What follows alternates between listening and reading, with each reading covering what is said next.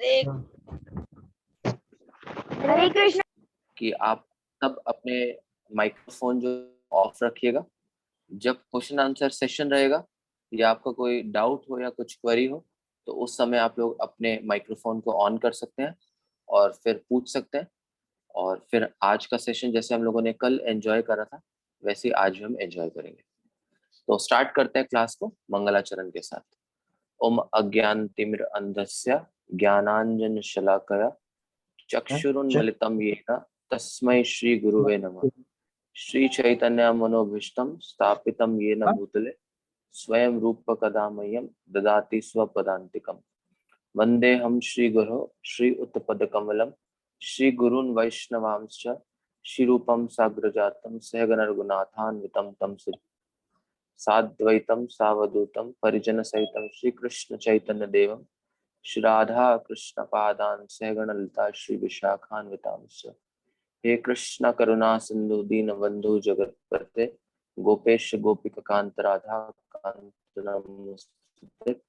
तप्त कांचन गौरांगी श्री राधे वृंदावनेश्वरी वृषभानुसुते देवी प्रणमामि हरिप्रिय। वाञ्छा कल्पतरुभ्यश्च कृपा सिन्धुवा एव च पतितनां पावनेभ्यो वैष्णवेभ्यो नमो नमः। श्री कृष्ण चैतन्य प्रभु नित्यानंद श्री अद्वैत गदाधर श्रीवास आदि गौर भक्तवृंद। हरे कृष्णा कृष्णा कृष्णा हरे हरे हरे राम राम राम हरे हरे। नमो ओम विष्णुपादाय कृष्ण पृष्ठाय भूतले श्रीमते भक्ति वेदांत स्वामिन इति नामिने। नमस्ते सरस्वती देवे श्री गौरवाणी प्रचारिणे निर्विशेष शून्यवादी पाश्चात्य देशतारिणे।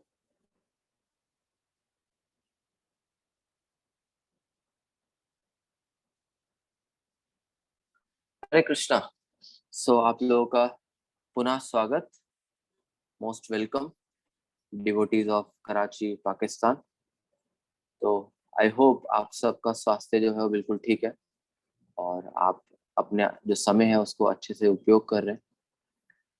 तो हम लोग एक बार क्लास की स्टार्ट करने से पहले एक बार हम जल्दी से क्विकली रिकॉल कर लेते हैं कि हम लोगों ने कल लास्ट क्लास में क्या डिस्कस करा था। तो हम लोगों ने अपनी जो लास्ट क्लास थी कल की क्लास उसकी शुरुआत करी थी एक यात्रा से और हम लोगों ने पढ़ा था या देखा था कि हर व्यक्ति जो है वो एक चीज की खोज कर रहा है, वो आनंद। इसलिए हम लोगों का जो लास्ट क्लास का टॉपिक था वो था सर्च फॉर हैप्पीनेस, जिसमें हमने देखा था कि कोई व्यक्ति अगर किसी चीज की खोज कर रहा है तो इसका मतलब ये है कि उस व्यक्ति के पास वो वस्तु नहीं है। जिस प्रकार से अगर हम स्कूल या कॉलेज जाते हैं किसी डिग्री को प्राप्त करने के लिए, इसका मतलब ये है कि हमारे पास वह डिग्री नहीं है। तो इसी प्रकार से अगर हम आनंद की खोज कर रहे हैं, हैप्पीनेस की खोज कर रहे हैं, तो इसका मतलब ये हुआ कि हमारे पास जो हैप्पीनेस है वो नहीं है। इसलिए हम उसकी क्या कर रहे हैं, खोज कर रहे हैं। और फिर हम लोगों ने समझा था, देखा था कि जो मनुष्य जीवन है वही एक ऐसा जीवन है जिसमें जो व्यक्ति है वो आनंद की खोज कर सकता है और हर समय आनंद में रह सकता है। और फिर हम लोगों ने देखा था कि मनुष्य और पशु के अंदर चार चीज जो थी वो समान थी। मनुष्य भी खाता है, पशु भी खाता है, मनुष्य भी सोता है, पशु भी सोता है, और मनुष्य भी संतान की उत्पत्ति करता है, पशु भी संतान की उत्पत्ति करता है, और मनुष्य भी अपनी रक्षा करता है और पशु भी अपनी रक्षा करता है। और हमने देखा था कि अगर हम अपनी बुद्धि का प्रयोग सिर्फ इन चार कामों को करने में ही लगाएं कि किस प्रकार से अच्छा खा सके, कैसे अच्छे से सो सके, कैसे अपनी अच्छे से रक्षा कर सके और कैसे संतान उत्पत्ति कर सके, तो हमारे में और पशु के अंदर कोई भेद नहीं है। और फिर हम लोगों ने देखा था कि किस प्रकार से, अगर आपको याद हो, पशु के भी दोस्त होते हैं और हमारे भी दोस्त होते हैं। पशु का भी परिवार होता है, हमारा भी परिवार होता है। पशु भी अपनी रक्षा करता है और हम भी अपनी रक्षा करते हैं। फिर हमने देखा कि अगर हम भी ऐसा ही कार्य कर रहे हैं जो पशु कर रहा है, तो फिर पशु में और हमारे में कोई भी भेद नहीं है। अगर आप इसको थोड़ा सा और एडवांस जाके सोचोगे, थोड़ा सा और दूर जाके सोचोगे, तो आप ये पाओगे कि हम मनुष्य जो है वो पशु से भी पीछे हैं। कैसे? हम लोगों ने कल डिस्कस करा था कि अगर हम खाने की बात करें, ईटिंग की बात करें, तो हम एक बारी में 2 चपाती, 3 चपाती, 4 चपाती, 5 चपाती, मैक्सिमम 6 चपाती खा सकते हैं, 6 रोटी खा सकते हैं। बट अगर हम हाथी की बात करें तो हम लोगों ने कल पढ़ा था कि एक हाथी एक दिन में 100 किलो खाना खाता है। 100 किलो खाना एक दिन में एक हाथी खाता है। मतलब हम हाथी से भी पीछे हैं खाने में। और यही अगर हम बात करें सोने की, तो एक सामान्य मनुष्य जो है वो 4 घंटे, 6 घंटे, 8 घंटे, 10 घंटे, 12 घंटे, 14 घंटे, 16 घंटे, 20 घंटे, 24 घंटे सो सकता है। बट जो एक पोलर बियर होता है वो एक महीने में, मतलब एक साल में 6 महीने सोता है। और अगर हम बात करें संतान उत्पत्ति करने की, तो मनुष्य एक बारी में एक बच्चे या 2 बच्चे को जन्म दे सकता है, 3 बच्चे को जन्म दे सकता है। बट अगर हम पशुओं की बात करें तो पशु एक एक बारी में 10-10 बच्चे, 15-15 बच्चे को जन्म देते हैं। आप लोगों ने देखा होगा, एग्स होते हैं कई कई उनके एनिमल्स के। और अगर हम अपनी रक्षा करने की बात करें तो आज हमें अपनी रक्षा करने के लिए पशुओं पे डिपेंड होना पड़ता है। आप देखते हैं कई लोगों के घर में डॉग्स होते हैं। क्यों डॉग्स को रखते हैं? अपनी रक्षा करने के लिए।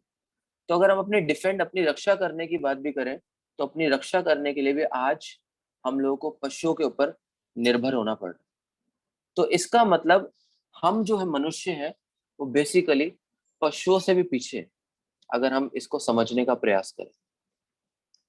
तो भगवान ने जो हम लोगों को ये उच्चतम बुद्धि दी है या अच्छी चेतना दी है, तो अगर इस अच्छी बुद्धि और अच्छी सोच का हम प्रयोग सिर्फ और सिर्फ खाने, सोने, अपनी रक्षा करने और संतान उत्पत्ति के लिए करेंगे तो हमारे में और पशुओं में कोई भी भेद नहीं रहेगा। और अगर हम देखें कि अगर हम इन 4 चीजों में अपने आप को बहुत एडवांस करने का भी प्रयास करें, बहुत ज्यादा अधिक खाने का प्रयास करें, तो क्या होगा? हमारा पेट खराब हो जाएगा। अगर हम बहुत ज्यादा सोने का प्रयास करें, बहुत सोने का प्रयास करें, तो हमारी कमर दर्द होनी शुरू हो जाएगी। और अगर हम बहुत ज्यादा अपनी रक्षा करने का प्रयास करें तो कोई ना कोई हमें मार देगा। तो इसका मतलब इन 4 कार्यों में हम पशुओं से भी पीछे हैं। तो इसलिए हम लोगों को समझना चाहिए कि हम लोगों को ये जो मनुष्य जीवन मिला है, ये ह्यूमन फॉर्म ऑफ लाइफ मिला है, इसका पर्पस क्या है। जिस प्रकार से मान लीजिए अभी आप जो आपके सामने जो फोन पड़ा है, अगर आप इस फोन से ब्रश करना शुरू कर देंगे तो क्या होगा? फोन खराब हो जाएगा। क्यों? क्योंकि फोन उस पर्पस के लिए, उस कार्य के लिए बना ही नहीं है। राइट? जैसे आपके घर पे जहां बैठे हैं ट्यूबलाइट लगी हुई है, अगर आप इस ट्यूबलाइट से अगर क्रिकेट खेलना शुरू कर देंगे तो क्या होगा? ट्यूबलाइट टूट जाएगी, क्योंकि वो इस कार्य के लिए बनी नहीं है। इसी प्रकार से अगर हम इस ह्यूमन फॉर्म ऑफ लाइफ को पाकर, इस मनुष्य जीवन को पाकर सिर्फ खाएं, सिर्फ सोएं, सिर्फ संतान उत्पत्ति करें और सिर्फ अपनी रक्षा करें, तो हम क्या होगा? कुंठित हो जाएंगे। क्यों? क्योंकि हम इस कार्य के लिए बने ही नहीं। और फिर हम लोगों ने आखिरी क्लास में, लास्ट क्लास में डिस्कस करा था कि इस जगत के अंदर जब हम आते हैं तो हमें 4 तरह के क्या है? रोग मिलते हैं। 4 तरह की बीमारियां, 4 तरह की चीजें हमें सफर करनी पड़ती है, 4 तरह की मिजरीज। और हम लोगों ने उसमें देखा था कि बर्थ मतलब जीवन मिलना, ये भी एक समस्या है। मृत्यु, ये भी एक समस्या है। बर्थ, डेथ, ओल्ड एज, बुढ़ापा, ये भी एक समस्या है। और जरा व्याधि, birth, death, old age and disease. Birth मतलब जन्म, डेथ मतलब मृत्यु, ओल्ड एज मतलब बुढ़ापा और डिसीज का मतलब बीमारी। तो ये 4 चीजें क्या है? ये रोग थे, ये परेशानियां थी। और फिर हम लोगों ने डिस्कस करा था कि इसके अलावा भी 3 परेशानियां और हैं। वो थी आदि भौतिक कलेश, आदि दैविक कलेश और आध्यात्मिक कलेश। ये हम लोगों ने लास्ट क्लास में डिस्कस करा था। राइट? तो एक बार जो हम लोगों ने लास्ट क्लास में डिस्कस करा था, उसके बिहाफ पर हम एक छोटी सी वीडियो देख लेते हैं, ताकि जो हम लोगों ने पढ़ा था या कल जो समझा था वो हम अच्छे से रिकॉल कर सकें। तो अभी मैं आपके सामने स्क्रीन शेयर कर रहा हूँ, एक सेकंड रुकिए।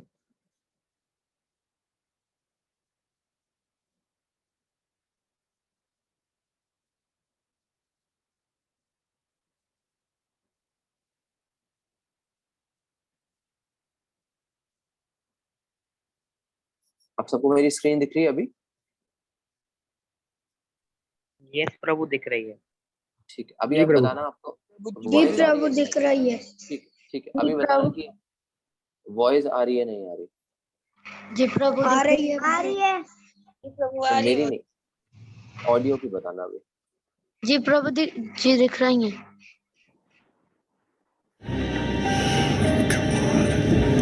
जी प्रभु आ रही है। वॉइस आ ठीक है, रही है अभी प्रभु, वीडियो की क्लिप, ठीक है, वीडियो की चलिए वॉइस आ रही अभी बहुत ध्यान से देखना। इस वीडियो को देखने से आप जो पिछला हम लोगों ने कल पढ़ा था वो सब याद आ जाएगा अभी। है।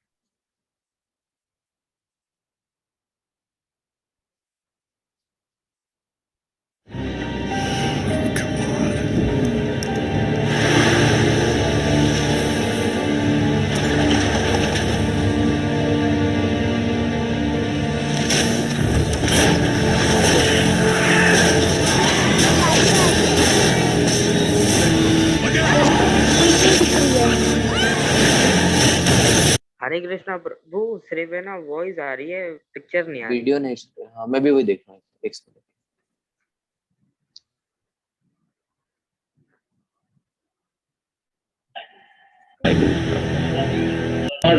You are going to get. एक सेकंड।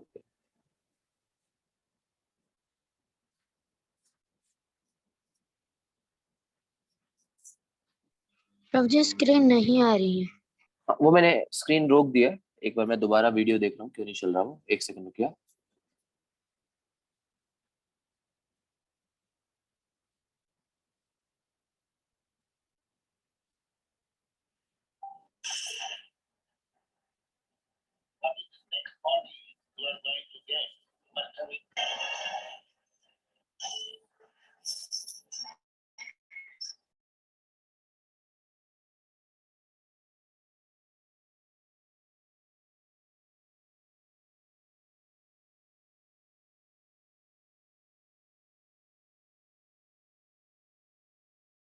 हम लोग फिर वीडियो लास्ट में देखते हैं। आई डोंट नो वो चल क्यों नहीं रहा वीडियो, सॉरी। ठीक, तो हम लोगों ने बेसिकली डिस्कस करा था। हाँ ठीक है, अभी बाद में हम फिर वीडियो दोबारा चलाते हैं, शायद कुछ इसमें टेक्निकल इशू है। तो हम लोगों ने देखा था कि किस प्रकार से हम लोग लास्ट क्लास में डिस्कस कर रहे थे कि 7 तरह की जो परेशानी है, 7 तरह के जो कलेश थे, हम लोगों ने लास्ट क्लास में डिस्कस कर रहे थे। और फिर हम लोगों ने देखा था कि जो 7 तरह के कलेश हैं कौन कौन से थे? जन्म, मृत्यु, जरा, व्याधि और आदि भौतिक कलेश, आदि देविक कलेश और आध्यात्मिक कलेश हम लोगों ने लास्ट क्लास में डिस्कस कर रहे थे। और फिर हम लोगों ने समझा था कि वास्तविक में जो कलेश है, जो वास्तविकता में जो कलेश है, वही यही 7 तरह के कलेश हम लोगों ने लास्ट क्लास में पढ़ाई करी थी। तो अब प्रश्न ये उठता है कि जो हमें डेली की प्रॉब्लम्स आती हैं, जो डेली हम लोग प्रॉब्लम फेस करते हैं, जैसे आप जैसे यहाँ स्टूडेंट्स बैठे हैं, तो कई बार हम बहुत मेहनत करते हैं अपनी पढ़ाई को लेकर, बट मार्क्स नहीं आते। तो ये भी तो एक प्रॉब्लम है ना। इस बारे में तो डिस्कशन करा ही नहीं आपने। हम लोग मैच खेलने जाते हैं, क्रिकेट खेलने जाते हैं, चेस खेलने जाते हैं, बट हम बहुत प्रयास करते हैं जीतने का और हम हार जाते हैं और हमें बहुत दुख लगता है। तो ये भी तो एक कलेश ही है, ये भी तो एक प्रॉब्लम है। हम लोग बहुत प्रयास करते हैं कुछ अच्छा करने का, बट वो अच्छा नहीं हो पाता। तो ये भी तो एक प्रॉब्लम ही है। तो इस प्रॉब्लम का डिस्कशन क्या है, इस प्रॉब्लम का सॉल्यूशन क्या है, इसके बारे में भी तो कुछ चर्चा होनी चाहिए ना। कुछ रियल लाइफ, कुछ रियलिस्टिक डिस्कशन भी तो होना चाहिए ना। तो आज हम लोग इसी बारे में डिस्कशन करेंगे कि कैसे हम लोग इन प्रॉब्लम्स को ओवरकम कर सकते हैं जो हम लोग डेली बेसिस पे फेस करते हैं। अगर हमें मान लीजिए कि एक फोन है, तो आप सब जिसको आंसर पता है वो माइक्रोफोन ऑन करके आंसर देगा। अगर मान लीजिए कि हमारा फोन खराब हो जाता है, तो हम फोन को ठीक कराने के लिए किसके पास जाएंगे? मोबाइल मार्केट जाएंगे प्रभु। मोबाइल वाली की दुकान में जाएंगे प्रभु। मोबाइल ठीक है। मार्केट। मोबाइल की ठीक है। मार्केट जाएंगे। मोबाइल मार्केट जाएंगे। जाएंगे और वहाँ से ठीक करेंगे। ठीक है, थैंक यू।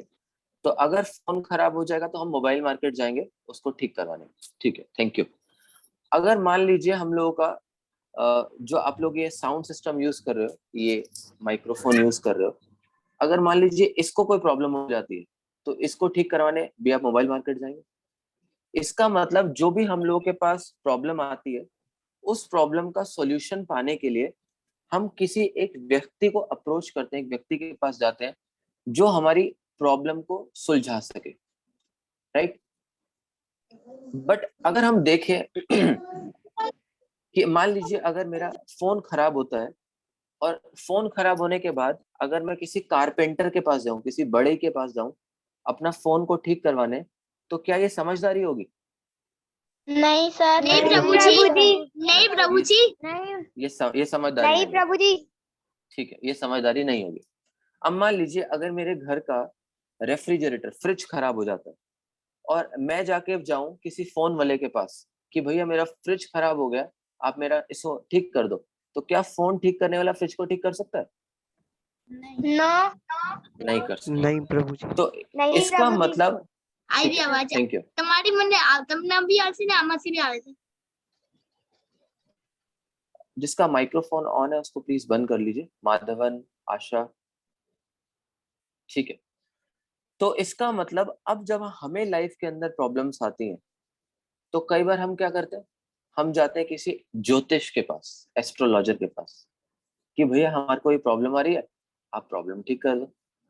तो क्या अगर हमें कोई प्रॉब्लम आ रही है हम किसी साइंटिस्ट के पास जाते हैं, तो क्या वो एस्ट्रोलॉजर या वो साइंटिस्ट उस प्रॉब्लम का निवारण कर सकता है? नहीं प्रभु नहीं जी, कर सकता। नहीं प्रभु जी। नहीं प्रभु जी। तो इसी तरह से अगर अगर वास्तविकता में हमें इस लाइफ के अंदर जो प्रॉब्लम्स आती है, अगर हमें उसका सॉल्यूशन पाना है तो हम उस व्यक्ति के पास जाएंगे जिसने उसको बनाया है। जैसे अगर मेरा मान लीजिए एप्पल का लैपटॉप खराब हो जाता है तो एप्पल के सर्विस स्टेशन पे जाऊंगा। अगर मेरा वीवो का फोन खराब हो जाता है तो मैं वीवो के सर्विस स्टेशन पे जाऊंगा। इसी प्रकार से अगर लाइफ में रहते हुए मुझे कोई प्रॉब्लम आती है तो मैं उसके पास से जाऊंगा जिसने इसको बनाया, राइट। तो इस पूरी सृष्टि को जो बनाने वाला व्यक्ति है वो कौन है? भगवान। कौन है वो? भगवान। भगवान। तो प्रश्न ये उठता है कि हम भगवान के पास तो तब जाएंगे ना जब हमें पता होगा कि भगवान है भी या नहीं। अब मान लीजिए आप क्या करते हैं, आप एक फोन खरीद लेते हैं और आपका फोन खराब हो जाता है और आप किसी सर्विस स्टेशन पे के पास जाते हैं और आपको पता लगे कि सर्विस स्टेशन तो है ही नहीं उसका, तो आपका बड़ा दिल दुखेगा। तो इसी प्रकार से अब जब हम लाइफ के अंदर प्रॉब्लम फेस करते हैं तो हमें किसके पास जाना पड़ेगा? गॉड के पास। और गॉड के पास तो हम तब जाएंगे ना जब हमें पता हो कि गॉड एग्जिस्ट भी करते हैं नहीं, राइट। तो आज हम समझने का प्रयास करेंगे कि क्या वास्तविकता में भगवान है भी या नहीं। तो मेरा आप सबसे प्रश्न है, आप सब हैंड रेस करिएगा, जिसको पता है, माइक्रोफोन ऑन नहीं करना, सिर्फ हैंड रेस करके बताना है कि आप में से कितने जो यहाँ स्टूडेंट्स बैठे हैं वो ये मानते हैं कि वास्तविकता में भगवान है। हैंड रेस कीजिए।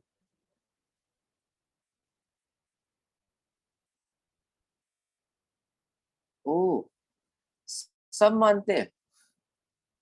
अगर आप सब मानते ही हैं भगवान है तो आज का तो हमारा टॉपिक यही है, तो फिर टॉपिक को डिस्कस करने की तो कोई जरूरत ही नहीं है क्योंकि आप सब तो जानते हैं भगवान है। बट हम लोगों का जो विश्वास है भगवान पे वो कैसा है? एक घड़ी की तरह। जब जीवन में सब कुछ अच्छा चलता है, लाइफ में सब कुछ अमेजिंग चलता है, तो हमें लगता है हाँ भगवान है। और जैसे ही कुछ लाइफ में अमेजिंग नहीं, अच्छा नहीं चलता, तो हम क्या कहते हैं? भगवान तो है ही नहीं। तो हमारा जो विश्वास है भगवान पे वो इसी तरह से। तो एक बार क्या हुआ, एक मैं आपको छोटा सा स्टोरी समझाता हूँ, बहुत अच्छा स्टोरी है। तो एक बार क्या हुआ, एक ऐसे इस्कॉन का पंडाल प्रोग्राम का आयोजन करा गया, एक ऑर्गेनाइज करा गया पंडाल प्रोग्राम। तो उस पंडाल प्रोग्राम में एक साधु, एक महात्मा को बुलाया गया, एक भक्त को बुलाया गया। तो जब साधु महात्मा उस पंडाल प्रोग्राम में आए तो साधु महात्मा ने आके सबसे प्रश्न पूछा। क्या प्रश्न पूछा? कि आप में से कितने लोग भगवान को मानते? तो अब तो सब साधु महात्मा से मिलने आए थे, तो जैसे ही साधु महात्मा ने प्रश्न पूछा कि आप में से कितने लोग भगवान को मानते हैं, तो आपकी तरह सबने हाथ खड़ा कर दिया। तो साधु महात्मा ने बोला फिर मेरे आने का फायदा ही क्या अगर आप सब भगवान को मानते। अब जो ऑर्गेनाइजर था, जिसने प्रोग्राम मैनेज करा था, वो बड़ा परेशान कि ये साधु महात्मा आए, सबसे पूछा कि आप में से कौन भगवान को मानता है, सबने हाँ कर दिया और वो तो चले गए वापस, उनका प्रोग्राम फ्लॉप हो गया। फिर दोबारा उन्होंने साधु महात्मा को बुलाया कि आप दोबारा से आइए, दोबारा से कथा कीजिए। तो जब दोबारा साधु महात्मा को बुलाया तो इस बार ऑडियंस को पहले ही बोल दिया कि आप सब में से कोई भी व्यक्ति जब प्रश्न पूछा जाए तो हाथ खड़े मत करो। तो दोबारा साधु महात्मा से पूछा कि आप में से कितने लोग भगवान को मानते हैं? तो इस बार क्या था, किसी ने भी हाथ नहीं खड़ा करा। तो साधु महात्मा ने बोला कि जब आप में से कोई भगवान को मानता ही नहीं है तो मेरे यहाँ आने का फायदा क्यों। और साधु महात्मा फिर चले गए। फिर ऑर्गेनाइजर परेशान, अरे दोबारा बुलाया तब भी चले गए। फिर ऑर्गेनाइजर ने एक नई टेक्निक अपनाई। तो अब साधु महात्मा को बुलाया गया और ऑर्गेनाइजर ने बोला इस बार आधे लोग जो है वो हाथ खड़ा करेंगे और आधे लोग अपना हाथ नीचे रखेंगे। फिर दोबारा वो महात्मा जी आए और महात्मा जी ने आके दोबारा पूछा कि आप में से कितने लोग भगवान को मानते हैं। तो इस बार क्या हुआ, आधे लोगों ने हाथ खड़ा करा और आधे लोगों ने हाथ नीचे करा। तो साधु महात्मा ने बोला कि आप में से जितने लोग भगवान को मानते हैं वो उनको बता दें जो भगवान को नहीं मानते। तो इसी प्रकार से हमारा जो विश्वास है भगवान के प्रति वो भी कुछ ऐसे ही कि जब सब कुछ लाइफ में अच्छा चल रहा होता है तो वाह वाह करते हैं, वाह भगवान है भगवान है भगवान है। और जब कुछ अच्छा नहीं चलता तो हम कहते हैं भगवान नहीं है भगवान नहीं है भगवान नहीं।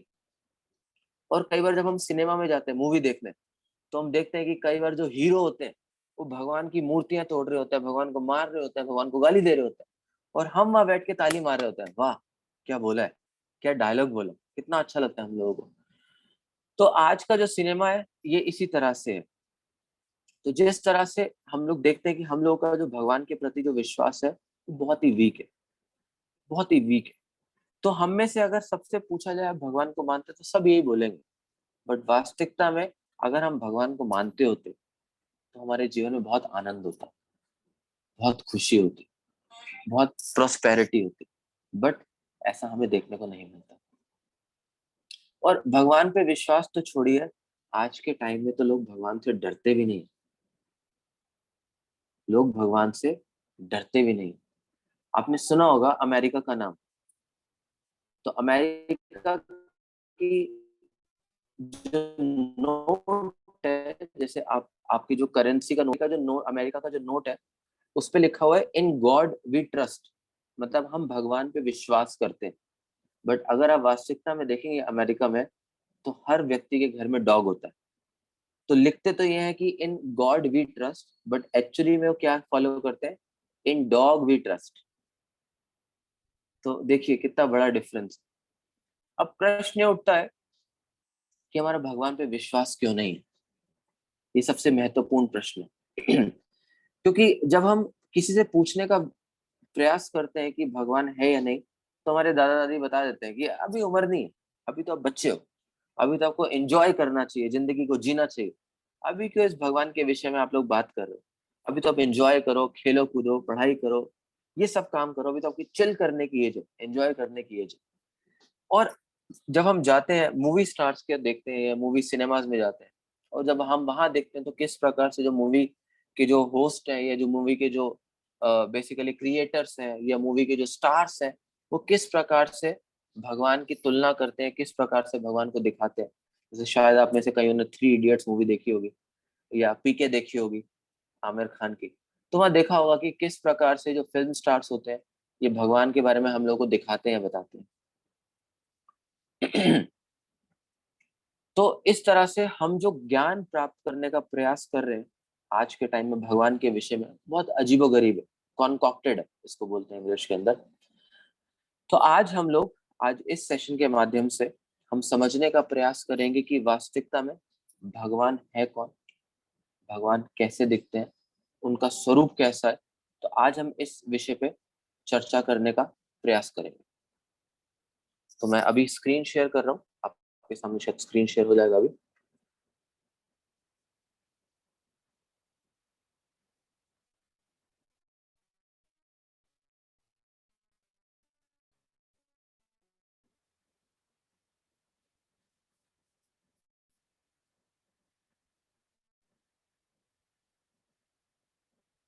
यस, अभी आप सबके सामने मेरा स्क्रीन आ रहा होगा, सबको स्क्रीन दिख रहा है? Yes, sir. ठीक है। Prabhuji, we Chal. can see the screen, but the voice is not coming out. Am I audible to you now? आप मुझे सुन पा रहे हो अभी? Yes, प्रभु जी. ठीक है, ओके। तो आज हम लोग समझने का प्रयास करेंगे कि वास्तविकता में जो भगवान है वो एग्जिस्ट भी करते हैं या नहीं। तो आप ये अभी स्लाइड देखेंगे, आपके सामने स्लाइड आ रहा है। तो इस स्लाइड में आपके सामने एक फोटो आ रहा है। ये जो फोटो है, ये आवाज आ रही है आप लोगों को? मेरी वॉइस प्रॉब्लम तो नहीं है? ठीक है, चलिए ठीक है। तो अभी माइक्रोफोन ऑन ऑफ कर लीजिए, ध्यान से सुनिए। तो ये जो फोटो आप देख पा रहे हैं अपनी स्क्रीन के सामने, ये जो फोटो है इसको जरूर किसी ना वॉइस नहीं आ रही। और भी किसी को वॉइस नहीं आ रही भाई?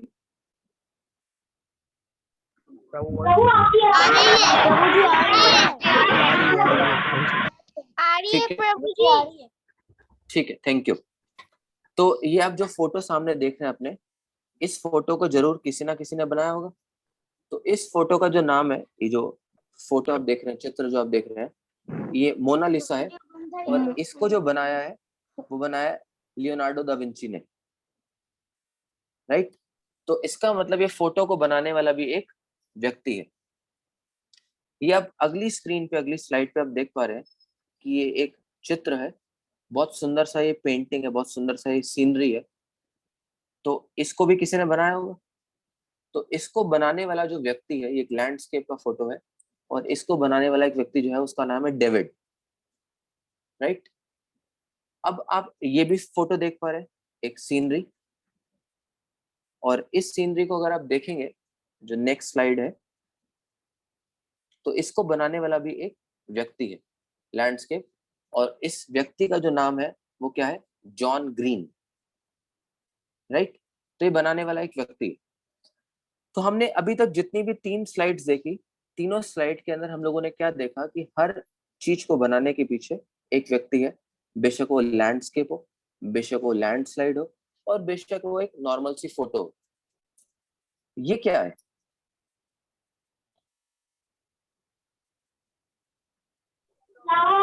ये फूल है। फूल है। Flowers. ये है flower. Sir, this is a bouquet. This is a bouquet, अलग-अलग दिस इज अ रंगों फ्लावर। प्रभु गुलदस्ता है। गुलदस्ता। ठीक है, ठीक है, Basket full of flowers. ठीक है, थैंक यू। तो अभी ये जो आप गुलदस्ता देख रहे हैं या बास्केट फुल ऑफ फ्लावर्स देख रहे हैं, इसको भी किसी ने बनाया होगा। हम देखते हैं सुबह सुबह जाकर नेचर के अंदर बहुत सुंदर सुंदर फ्लावर्स आते हैं। और हर फ्लावर के अंदर एक बहुत सुंदर सी सुगंध होती है। जैसे गुलाब का फ्लावर हो गया, मोगरा हो गया, मोतिया हो गया। तो सब फ्लावर्स के अंदर बहुत सुंदर सी खुशबू आती। तो इन फ्लावर्स को भी तो किसी ने बनाया होगा ना। यस। किसने बनाया इन फ्लावर्स को? भगवान ने। भगवान ने. भगवान ने। ठीक। God. अभी आप ये भगवान ने। फोटो देख पाए? ये कौन है फोटो में? Parrots है, parrots. पैरेट्स। तो ये जो आप पैरेट्स देख रहे हैं, इतने सुंदर कलर के, इतना सुंदर इनका बीक है, इतना सुंदर इनकी आंखें हैं, इतना सुंदर इनका कलर कॉम्बिनेशन है। इन पैरेट्स को भी तो किसी ने बनाया होगा। भगवान ने. यस प्रभु जी। प्रभु जी.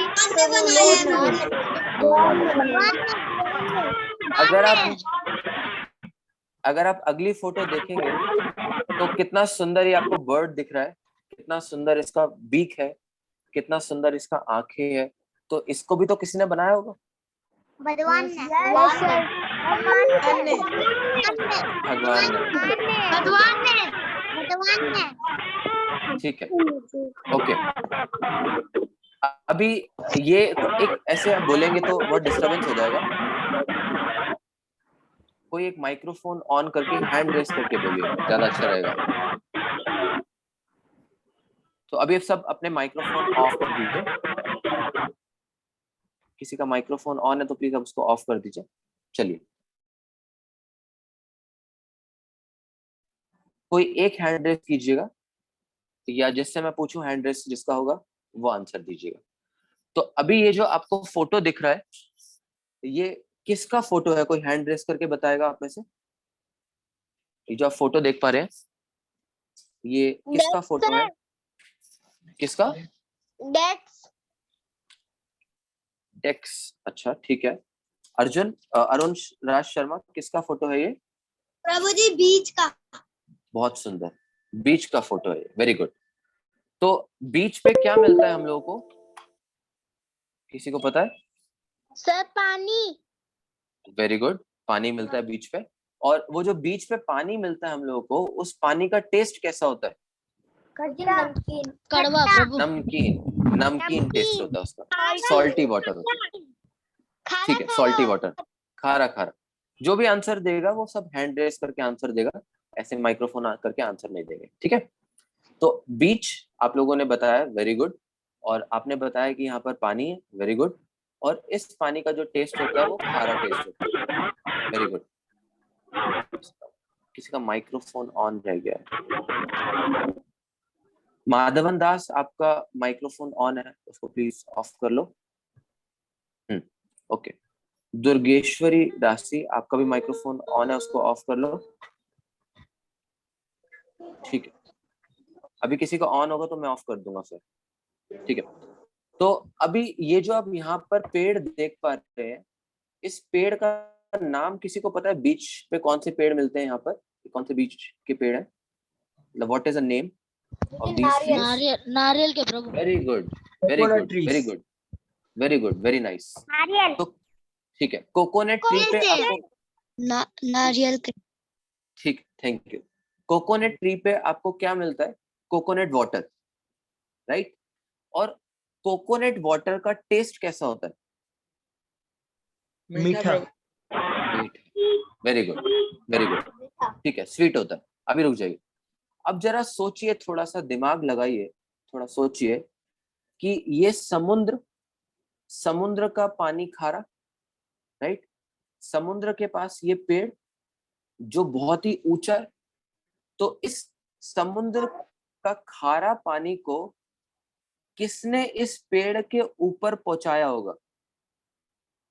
और ऊपर जब पहुंचाया तो वहां नारियल पानी के अंदर मीठा पानी किसने डाला होगा? कृष्ण थोड़ा सोच के देखिए। भगवान श्री कृष्ण ने।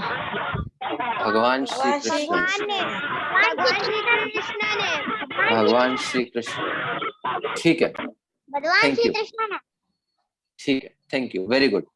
तो देखिए किस तरह से लोग बोलते हैं कि भगवान नहीं है, और अगर आप इस छोटी सी प्रकृति को, इस चित्र को समझने का प्रयास करेंगे तो इस बात को आप समझ जाएंगे कि वास्तविकता में भगवान है। कि किस प्रकार से समुद्र का खारा पानी, और ये खारा पानी इस पेड़ के ऊपर गया, ऊपर जाके एक नारियल पानी बना, एक नारियल बना, नारियल के अंदर पानी गया और पानी का टेस्ट मीठा।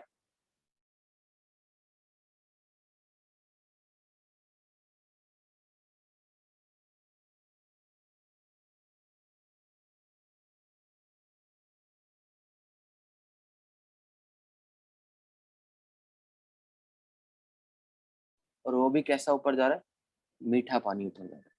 तो इसको पहुंचाने वाला और कोई नहीं, स्वयं भगवान ही। तो कौन है इस सब के पीछे आर्टिस्ट? कृष्ण। भगवान, भगवान है इस सब के पीछे आर्टिस्ट। कृष्ण। ठीक है, ओके, सब माइक्रोफोन अब ऑफ कर लीजिए। चलिए, तो अभी हम देखते हैं कि आज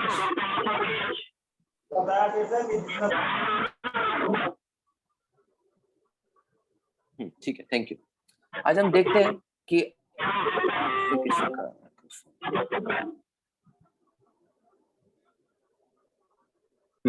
ठीक है, तो आज हम देखते हैं कि बहुत सारी मिसाइल्स होती हैं, बहुत सारी जो टेक्नोलॉजीज हैं, और उन टेक्नोलॉजीज के अंदर हम देखते हैं कि उन टेक्नोलॉजीज को पृथ्वी की सतह से, पृथ्वी की स्पेस से बाहर फेंका जाता है। और उन सैटेलाइट्स को चलाने के लिए बहुत ही प्रयास करना पड़ता है, बहुत ही पढ़ाई करनी पड़ती है, बहुत ही मेहनत करनी पड़ती है। और उन स्पेस को चलाने के लिए, उन शटल्स को चलाने के लिए, बेसिकली इन सैटेलाइट्स को चलाने के लिए हर समय बहुत सारे वैज्ञानिक लोग जो हैं वो 24/7 अथक प्रयास करते हैं कि किस प्रकार से इन सैटेलाइट्स को चलाया जाए और बिना किसी परेशानी के इन सैटेलाइट्स को चलाया जा सके। तो राउंड द क्लॉक 24/7 बहुत सारे क्या है, वैज्ञानिक लोग बैठे होते हैं अपने कंट्रोल रूम में, और उस कंट्रोल रूम में बैठकर चेक कर रहे होते हैं या पढ़ाई कर रहे होते हैं या देख रहे होते हैं कि कोई जो सैटेलाइट है वो गलत तो नहीं घूम रही, कुछ गड़बड़ी तो नहीं चल रही। तो एक छोटी सी सैटेलाइट को चलाने के लिए 24/7 पूरे दिन जितने भी वैज्ञानिक लोग होते हैं उनको बहुत प्रयास करना पड़ता है, बहुत मेहनत करनी पड़ती है।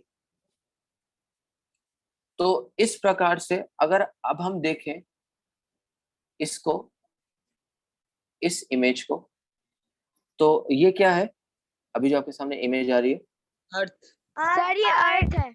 अर्थ। वेरी गुड, ये अर्थ, ये अर्थ है, ठीक है, thank you, okay thank you. अभी ये पृथ्वी है, अर्थ है ये। अभी आप में से क्रिकेट कौन कौन देखता है, आप अपने हैंड रेस करेंगे, बोलेंगे नहीं, आप अपना सिर्फ हैंड रेस करेंगे। आप में से कौन कौन क्रिकेट देखता है? ठीक है, ओके थैंक यू। तो अगर मैं आपसे पूछूं, वो जो क्रिकेट की बॉल होती है उसका जो वेट होता है, उसका जो मास होता है वो कितना होगा, कोई बताएगा? एक क्रिकेट की जो बॉल होती है उसका जो वजन होता है वो कितना वेट होता है क्रिकेट के? 2 kg, 13 ग्राम 12-13 ग्राम, 100 ग्राम। 50 100 ग्राम। ग्राम, 50 ग्राम्स, ओके। तो देखिए, चलिए मान के चलते हैं कि वो 50 ग्राम की बॉल होती है। अब एक क्रिकेट बॉलर जो होता है वो एक 50 ग्राम की बॉल को लेता है और 50 ग्राम की बॉल को लेकर आके क्या करता है, बॉल को थ्रो करता है, बॉल को फेंकता है। और जब वो 5-7 बार अगर बॉल को फेंकता है तो हम देखते हैं कि उसको कुछ देर के बाद उसके शरीर से पसीने छूटने शुरू हो जाते हैं। क्यों? क्योंकि वो इतनी मेहनत करके उस गेंद को, उस बॉल को फेंक रहा है। ऐसा ही होता है ना, आपने देखा होगा क्रिकेट मैच के अंदर कि एक जो बॉलर होता है जब वो बॉल को थ्रो करता है तो पूरा बॉडी में उसका स्वेट हो जाता है, स्वेटिंग हो जाती है, पसीने आ जाते हैं। अब सोचिए कि ये पृथ्वी जो है, ये जो पृथ्वी है, अगर आप थोड़ा इसको देखेंगे तो बताया जाता है कि जो पृथ्वी का भार है वो कितना है, 6 × 10⁻21, मतलब बहुत भारी है पृथ्वी, बहुत ज्यादा भारी है, मतलब शायद हमारी सोच के भी परे है। और इतनी भारी पृथ्वी जो है वो सूर्य के इर्द गिर्द घूम रही है और इतनी हैवी स्पीड से घूम रही है, जो यहाँ पर लिखा है 1,06,000 किलोमीटर प्रति घंटा की रफ्तार से पृथ्वी जो है वो घूम रही है, और घूमी जा रही है, घूमी जा रही है, घूमी जा रही है, घूमी जा रही है, और कितने सालों से घूमती जा रही है, और कभी पृथ्वी जो है वो गिरी भी नहीं। तो एक छोटे से सैटेलाइट को कंट्रोल करने के लिए हमने अभी देखा कि एक कंट्रोल रूम बनाया जाता है, और उस कंट्रोल रूम में बहुत सारे वैज्ञानिक पढ़े लिखे लोग क्या करते हैं, राउंड द क्लॉक ऑब्जर्व करते हैं कि सैटेलाइट ढंग से चल रही है नहीं चल रही। तो सोच के देखिए, इस पृथ्वी को जिसका इतना ज्यादा भार है, क्या उसको चलाने के पीछे कोई व्यक्ति नहीं होगा जो इस पृथ्वी को घुमा रहा होगा? होगा ना कोई व्यक्ति? यस होगा। तो वो व्यक्ति कौन है? तो व्यक्ति कौन है? भगवान। आज हम देखते हैं, जब हम सुबह उठते हैं, हमें मम्मी पापा जब उठाते हैं तो हम देखते हैं कि जो सूर्य होते हैं, ठीक है, ओके गुड। तो जब हम सुबह उठ के देखते हैं तो हम क्या देखते हैं कि सुबह ऑटोमेटिकली सूर्य देव जो है, सन गॉड जो है, वो आए होते हैं, और जैसे जैसे नाइट हो जाती है, अंधेरा होना शुरू हो जाता है, तो ऑटोमेटिकली जो मून है वो आ जाता है। तो इसका मतलब कोई ना कोई तो ऐसा व्यक्ति होगा ना जो डिसाइड कर रहा होगा कि कब सन को लेकर आना है और कब मून को लेकर आना है। तो व्यक्ति कौन है? भगवान, राइट? अभी यहाँ तक किसी का कोई क्वेश्चन, कोई डाउट किसी का, तो आप हैंड रेस करके पूछ सकते हैं। आवाज कट रही है अभी? ठीक है, अभी वॉइस आ रही है मेरी? ओके ओके ओके ओके प्रभु जी। जी जी प्रभु। तो अभी यहाँ तक किसी का कोई क्वेश्चन, कोई डाउट किसी का, जहां तक हमने अभी तक डिस्कस करा? नहीं प्रभु जी। चलिए ठीक है, आगे बढ़ते हैं फिर हम लोग। नो प्रभु जी। Okay thank you. तो हमने देखा कि किस प्रकार से कोई भी चीज आप इस प्रकृति की देख लीजिए तो हर चीज के पीछे कोई ना कोई एक व्यक्ति है जो उसको चेक कर रहा है, उसको कोऑर्डिनेट कर रहा है, और वो व्यक्ति जो है वो भगवान। अभी यही सेम आप लोगों ने अपनी साइंस की बुक में छोटी क्लासेस में पूरा का पूरा सोलर सिस्टम देखा होगा, और किस प्रकार से सोलर सिस्टम जो है वो कार्य करता है, और किस प्रकार से जो पृथ्वी है वो कार्य करती है, अर्थ कार्य करती है, वो आप सबने पढ़ा होगा। तो उसको देख के आप समझ सकते हैं कि किस प्रकार से सन अपनी ऑर्बिट पे मूव कर रहा है, अर्थ अपनी ऑर्बिट पे मूव कर रहा है, बाकी जितने भी प्लैनेट अपनी ऑर्बिट्स पे मूव कर रहे हैं। और कभी ऐसा नहीं हुआ कि सन जो था वो ऑर्बिट पे मूव करता करता थक गया और उसने बोला चलो आज मैं थोड़ा नीचे गिर जाता हूँ। कभी ऐसा हुआ आज तक? नहीं हुआ। तो देखिए कितना परफेक्टली जो है वो सारे कार्य जो है वो काम कर रहे हैं। नहीं प्रभु जी।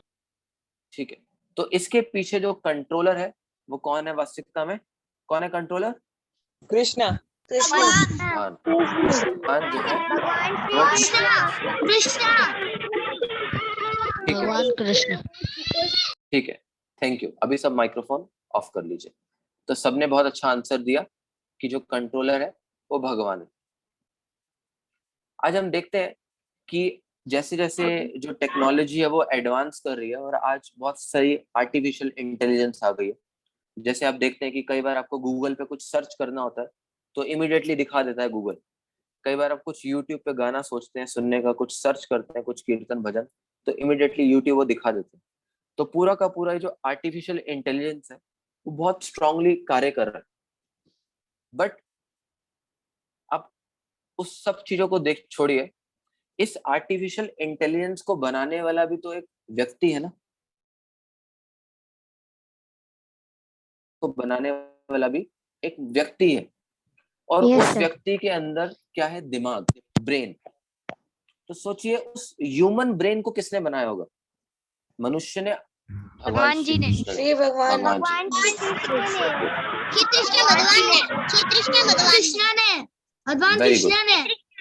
Very good, very good. तो भगवान कृष्ण ने इसको बनाया। ठीक है, अब ये सब आवाज कट रही है। अर्जुन को ऐसा है क्या? वॉइस लैग कर रहा है क्या? नहीं प्रभु जी, सही आ रहा है बिल्कुल। ठीक है, ओके। तो बेसिकली इस ह्यूमन ब्रेन को भी जो बनाने वाला व्यक्ति है वो कौन है? भगवान। अब देखिए इस ह्यूमन ब्रेन की बैठ के आप हम लोग कितना कुछ सोच सकते हैं, कितना कुछ समझ सकते हैं। तो कितना सब कुछ हम लोग इस दिमाग के अंदर स्टोर को करके रखते हैं, कितना सब कुछ हमारे दिमाग में रहता है। तो उसको भी तो किसी व्यक्ति ने बनाया होगा, और वो व्यक्ति कौन है? भगवान। तो स्टडी बताता है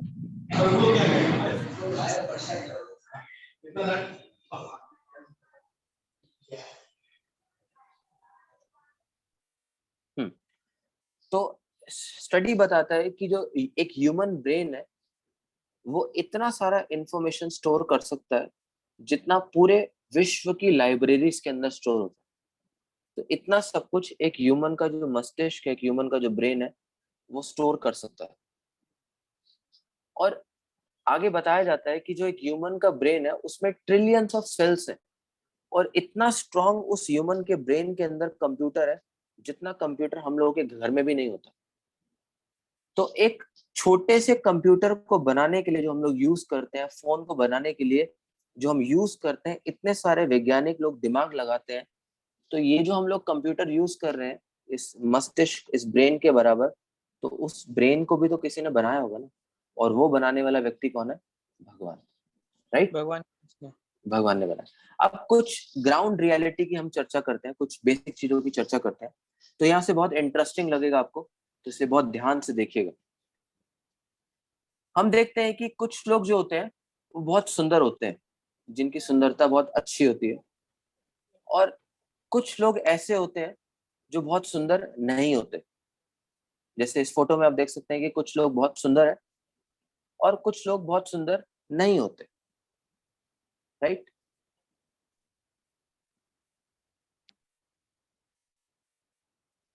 कुछ लोग बहुत धनी होते हैं, बहुत रिच होते हैं, बट कुछ लोग जो होते हैं वो बहुत रिच नहीं होते, बहुत धनी नहीं होते, और बचपन से ही ऐसा होता है। राइट, कुछ लोग जो है वो बहुत ऐश्वर्यशाली जीवन जीते हैं, बहुत रिच एरिस्टोक्रेटिक लाइफ को लीड करते हैं, और कुछ लोग ऐसे होते हैं जो बहुत रिच एरिस्टोक्रेटिक लाइफ को लीड नहीं कर पाते, तो अपने जीवन के अंदर बहुत मेहनत करनी पड़ती है, राइट? ये ऐसा हम सब देखते हैं लाइफ के अंदर।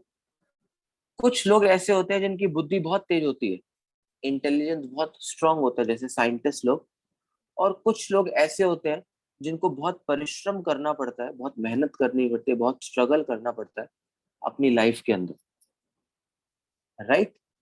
कुछ ऐसे लोग होते हैं, कुछ ऐसे बच्चे होते हैं जो बचपन से एक बहुत अच्छी फैमिली के अंदर उनका जन्म होता है, बचपन से उनको सारी सुख सुविधाएं सब कुछ मिलता है।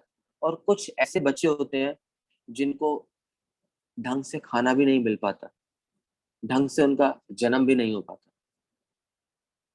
राइट? ये सब कुछ हम लोग अपनी डेली लाइफ के अंदर डे टू डे में देखते हैं।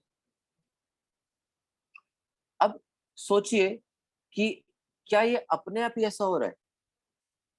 हर व्यक्ति चाहता है कि उसके जो माता पिता हो वो बहुत धनी हो, बट कई बार हम देखते हैं कि उस व्यक्ति का जो जन्म है वो धनी परिवार में नहीं होता। तो इसका मतलब कोई ना कोई तो ऐसा व्यक्ति होगा जो ये डिसाइड कर रहा होगा कि किस व्यक्ति को किस समय कहाँ पर जन्म देना है। जैसे आप लोगों का जो जन्म है वो कराची पाकिस्तान में हुआ, और हम लोगों का जो जन्म है वो भारत में हुआ, और किसी का जो जन्म है वो अमेरिका में हुआ, किसी का जो जन्म है वो इंग्लैंड में हुआ, किसी का जो जन्म है वो दुबई में हुआ, किसी का जो जन्म है वो कहीं हुआ। इसका मतलब कोई ना कोई तो ऐसा व्यक्ति होगा ना जो ये डिसाइड कर रहा होगा किसको कब कहाँ पर जन्म देना। सोचिए थोड़ा सा, कोई तो होगा ना व्यक्ति जो डिसाइड कर रहा होगा कि किसको सुंदर बनाना है, किसको सुंदर नहीं बनाना, किसको अच्छा धन। भगवान श्री कृष्ण। ठीक है, भगवान श्री ठीक है, Krishna. Thank you. Okay, thank you. ठीक है, थैंक यू। तो इसका मतलब भगवान जो है वो बेसिकली डिसाइड करते हैं कि किसको कब कहाँ किस समय किस परिवार में किस सुंदरता के साथ जन्म देना। तो इसका मतलब अगर आपसे अब कोई प्रश्न पूछे कि इन सब बातों को कौन डिसाइड करता है, तो आप क्या बोलेंगे? भगवान भगवान श्री कृष्ण डिसाइड करते हैं। Very good, very nice. तो अब अगर हमारी बात करें, हम मनुष्यों की बात करें, तो हम कुछ ऐसी चीजें हैं जो हम चूज कर सकते हैं, जिनका हम चुनाव कर सकते हैं। जैसे हम चुनाव कर सकते हैं कि हमें जॉब कहाँ करनी है, या हमें कौन से स्कूल में पढ़ाई करनी है। हम चुनाव कर सकते हैं कि हमें कौन सा किसको अपना वाइफ बनाना है, किसको हमें अपना हस्बैंड बनाना है। हम लोग चूज कर सकते हैं कि हमें कौन सी गाड़ी खरीदनी है, कौन सी साइकिल खरीदनी है, कौन सा स्कूटर खरीदना है। और हम चूज कर सकते हैं कि हमें कौन सा अपार्टमेंट खरीदना है, कौन से अपार्टमेंट में रहना है। तो ये कुछ ऐसी वस्तुएं हैं जो हम चूज कर सकते हैं, जो हम अ, अपने अकॉर्डिंग डिसाइड कर सकते हैं कि वास्तविकता में हमें उनको एक्सेप्ट करना भी है या नहीं करना। बट बहुत सारी ऐसी चीजें हैं जो हम चूज नहीं कर सकते, जो हम डिसाइड नहीं कर सकते। जैसे हम अपने माता पिता को चूज नहीं कर सकते। अब कोई चाहे कि मेरे तो माता पिता ये होने चाहिए, तो क्या ऐसा संभव है? नहीं। तो इसका मतलब कोई ऐसा व्यक्ति है जो ये डिसाइड करता है कि हमारे माता पिता कौन होंगे। हम अपनी सुंदरता को खुद चूज नहीं कर सकते।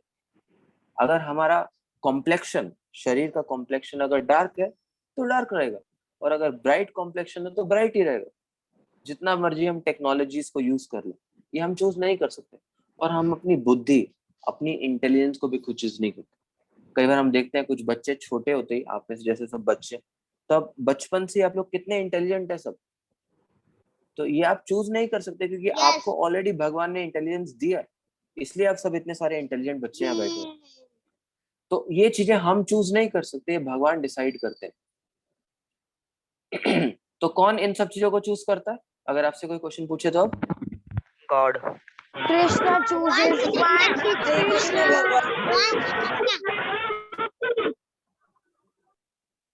सब भगवान चूज करते हैं। Very very good. तो क्या ये बाय चांस होगा? तो हम ये बाय चांस नहीं होगा। एक व्यक्ति है जो इसको डिसाइड करता है, और जैसा कि अभी आप सबने बताया, वो व्यक्ति कौन है? भगवान। राइट, मेरी वॉइस आ रही है? कोई प्रॉब्लम तो नहीं? ठीक है, चलिए आगे बढ़ते हैं हम लोग। नो प्रभु जी। ठीक है, तो यहाँ तक किसी का कोई क्वेश्चन, कोई किसी का डाउट, कोई कुछ पूछना चाहेगा यहाँ तक? नहीं प्रभु जी। चलिए ठीक है, तो अभी तक हम लोगों ने ये समझा, फिर किसी का माइक्रोफोन ऑन है।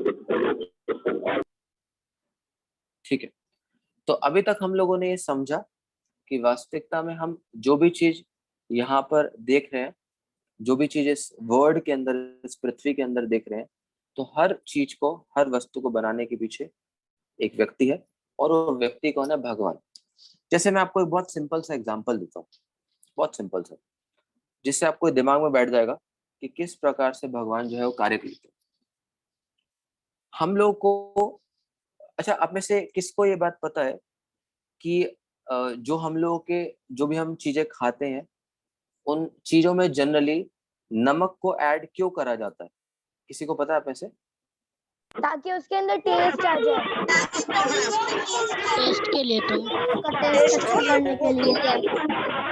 ठीक है,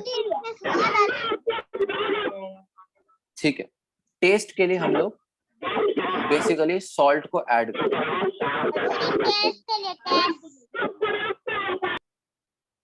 ठीक है, अभी माइक्रोफोन ऑफ कर लीजिए। हम लोग जो सॉल्ट है वो इसलिए भी ऐड करते हैं ताकि जो चीज है वो जल्दी खराब ना हो।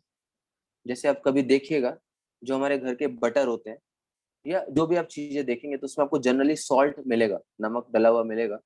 तो वो किस लिए डाला जाता है? ताकि चीजें जल्दी खराब ना हो। राइट, अगर मैं आपसे पूछूं कि इस पूरे पृथ्वी के अंदर, इस पृथ्वी के अंदर, इस पूरे अर्थ के अंदर मैक्सिमम चीज, या इस पूरे अर्थ के अंदर 70% क्या है, तो आप क्या बोलेंगे? इस पूरी अर्थ के अंदर आप सबने पढ़ा होगा अपनी बुक्स के अंदर। ज्यादातर पानी 70%।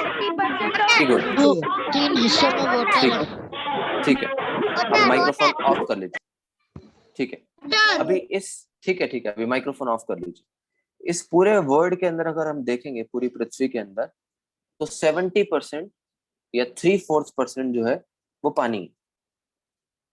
वो जो पानी है वो कैसा है? सॉल्टी वाटर है। क्यों? क्योंकि वो समुद्र का पानी।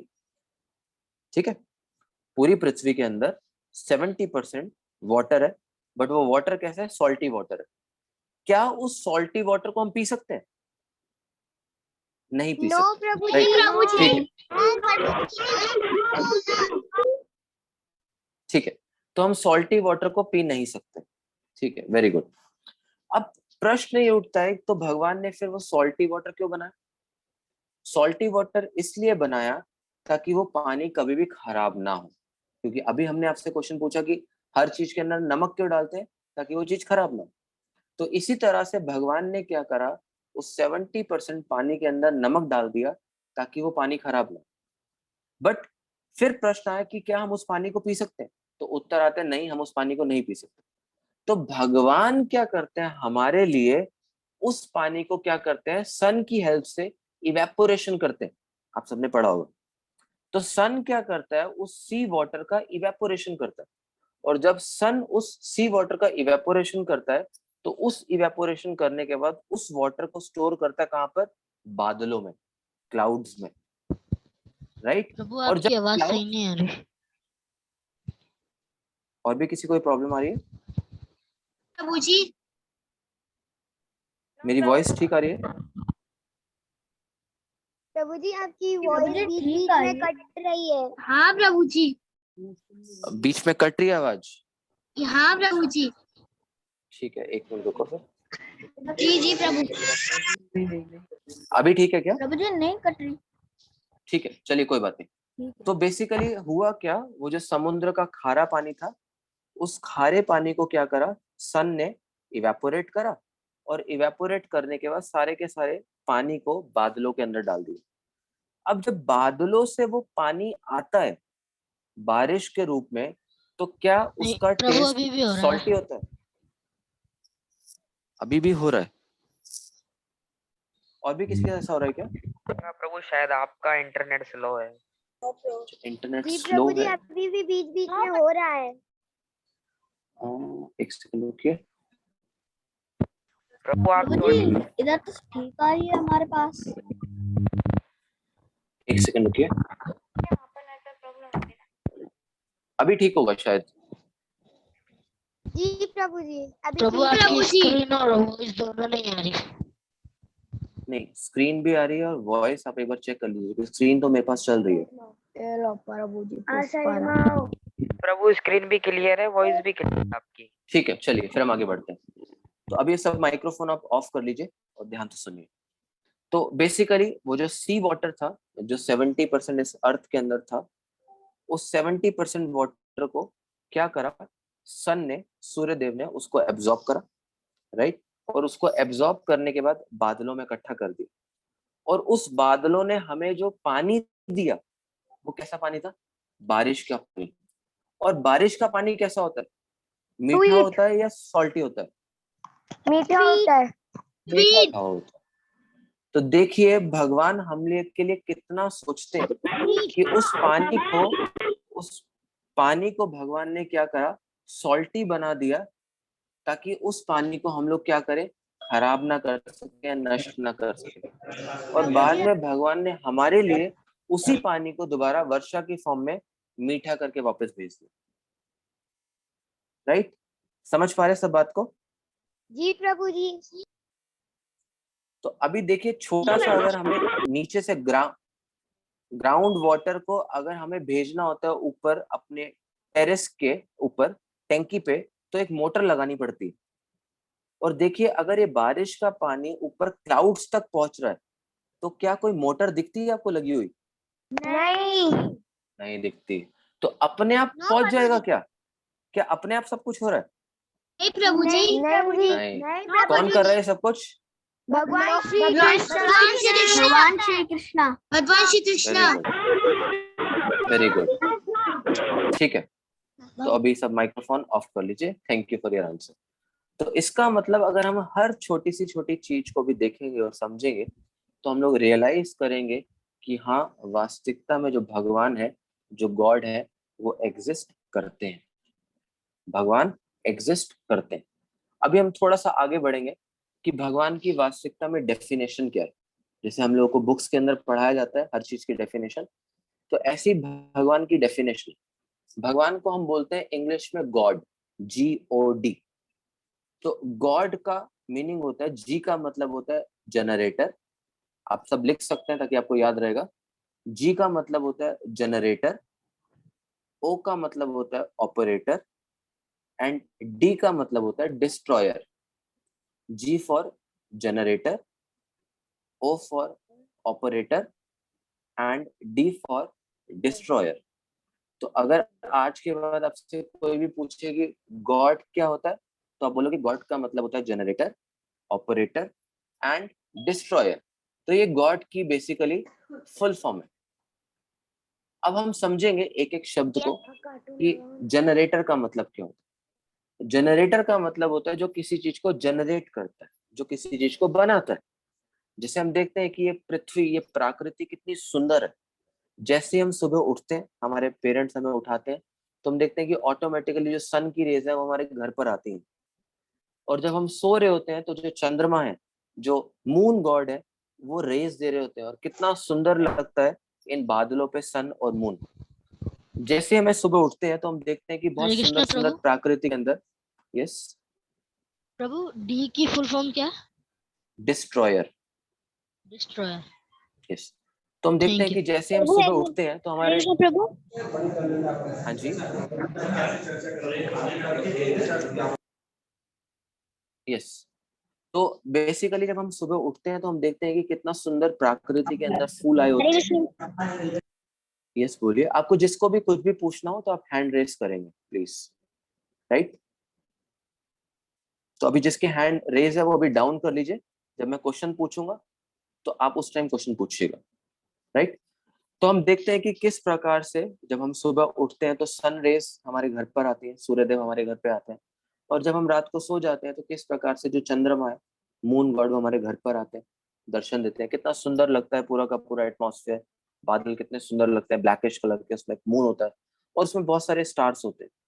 जब हम सुबह उठते हैं तो हम देखते हैं कि कितना सुंदर प्रकृति के अंदर बहुत सुंदर सुंदर फूल होते हैं और हर फूल के अंदर एक बहुत सुंदर महक होती है, एक उसमें फ्रेग्रेंस होता है। तो इसका मतलब ये सबको बनाने के पीछे कौन है? जनरेटर कौन है? भगवान। तो जनरेटर का मतलब ऐसा व्यक्ति जो कुछ जनरेट करता है। तो इस प्रकृति को जो जनरेट करने वाला व्यक्ति है वो कौन है? कृष्ण भगवान। इसीलिए इस प्रकृति के जो सबसे पहले व्यक्ति हैं ब्रह्मा जी, वो क्या बोलते हैं? ईश्वर परम कृष्ण। तो जो ईश्वर है वो वास्तविकता में कौन है? भगवान श्री कृष्ण ही, राइट। तो पहला डेफिनेशन हुआ जनरेटर। फिर दूसरा डेफिनेशन है, जी का हो गया जनरेटर, ओ का मतलब होता है ऑपरेटर। ऑपरेटर का मतलब जो ऑपरेट करे। तो हम देखते हैं कि किस प्रकार से ये जो साइकिल टाइम का जोन चलता है 24 आवर का, किस प्रकार से 24 घंटे चल रहे हैं और किस तरह सब कुछ प्रकृति काम कर रही है। पहले सर्दी आती है, फिर गर्मी आती है, फिर बारिश आती है, फिर सर्दी आती है, फिर गर्मी आती है, फिर बारिश आती है। कैसे 6 सीजनल चेंजेस होते हैं। तो इसको ऑपरेट करने का जो कार्य है वो भी भगवान कर रहे हैं। और फिर अंत में आता है डिस्ट्रॉयर। डिस्ट्रॉयर का मतलब सब कुछ खत्म कर देना। तो इस प्रकृति में जब भगवान देखते हैं कि सब कुछ हो चुका है, सबका टाइम कंप्लीट हो गया, तो भगवान क्या करते हैं? उसको फिर डिस्ट्रॉय भी कर देते हैं। तो इसका मतलब हम देखते हैं कि किस प्रकार से भगवान जो है वो जनरेटर भी है, तो भगवान जो है वो ऑपरेटर भी है, और भगवान जो है वो डिस्ट्रॉयर भी है। इसके अलावा भगवान की 3 डेफिनेशन और आती है कि भगवान जो है वो हर चीज के सोर्स है, ultimate source of everything. Brahma ji बोलते हैं सर्व कारण कारणम। Krishna is a source of everything, ultimate source of everything. हर कारण के भगवान जो है वो कारण। और भगवान जो है वो सुप्रीम कंट्रोलर भी है, हर चीज के नियत्ता, हर चीज को कंट्रोल करने वाले भी है। और फिर भगवान जो है वो सुप्रीम प्रोपराइटर भी है। सारी की सारी प्रॉपर्टी जो है, जो हम देखते हैं वास्तविकता में भगवान की। जैसे इसको हम ऐसे समझ सकते हैं कि जब हमारा जन्म नहीं हुआ था, जब हम इस जगत के अंदर नहीं आए थे, इस पृथ्वी में नहीं आए थे, तब भी ये पृथ्वी थी, तब भी सूर्य था, तब भी चंद्र था। और जब हम इस शरीर को छोड़कर चले जाएंगे कहीं और, तब भी ये पृथ्वी रहेगी, तब भी ये सूर्य रहेगा, तब भी ये चंद्रमा रहेगा।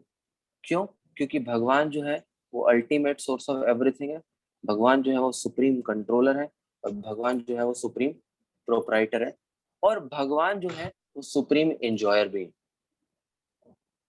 सुप्रीम एंजॉयर भी है, क्योंकि भगवान जो है वही वास्तविकता में एंजॉय करते हैं, राइट। तो ये आज इस स्लाइड के अंदर हम लोगों ने देखा कि वास्तविकता में भगवान की डेफिनेशन क्या है। और इस स्लाइड में हम लोगों ने 4 चीजें समझी भगवान की परिभाषा के बारे में, कि जो भगवान है वो अल्टीमेट सोर्स ऑफ एवरीथिंग है, भगवान सुप्रीम कंट्रोलर है, भगवान सुप्रीम प्रोपराइटर है, और भगवान ही सुप्रीम एंजॉयर भी है, राइट। अब हम आगे बढ़ते हैं। अब यहां से स्टार्ट होता है बिल्कुल नया टॉपिक। अब क्वेश्चन आता है कि क्या आप हमें भगवान को दिखा सकते हैं? हम ऐसे बोलते हैं ना कि जो दिखता है वही बिकता है, जो दिखेगा वही तो होगा ना, जो दिखा ही नहीं वो कैसे हो सकता है? तो हम लोगों के दिमाग में कई बार क्वेश्चन आता है कि क्या आप हमें भगवान को दिखा सकते हैं, राइट। तो यस, कोई प्रश्न है कि किसी का?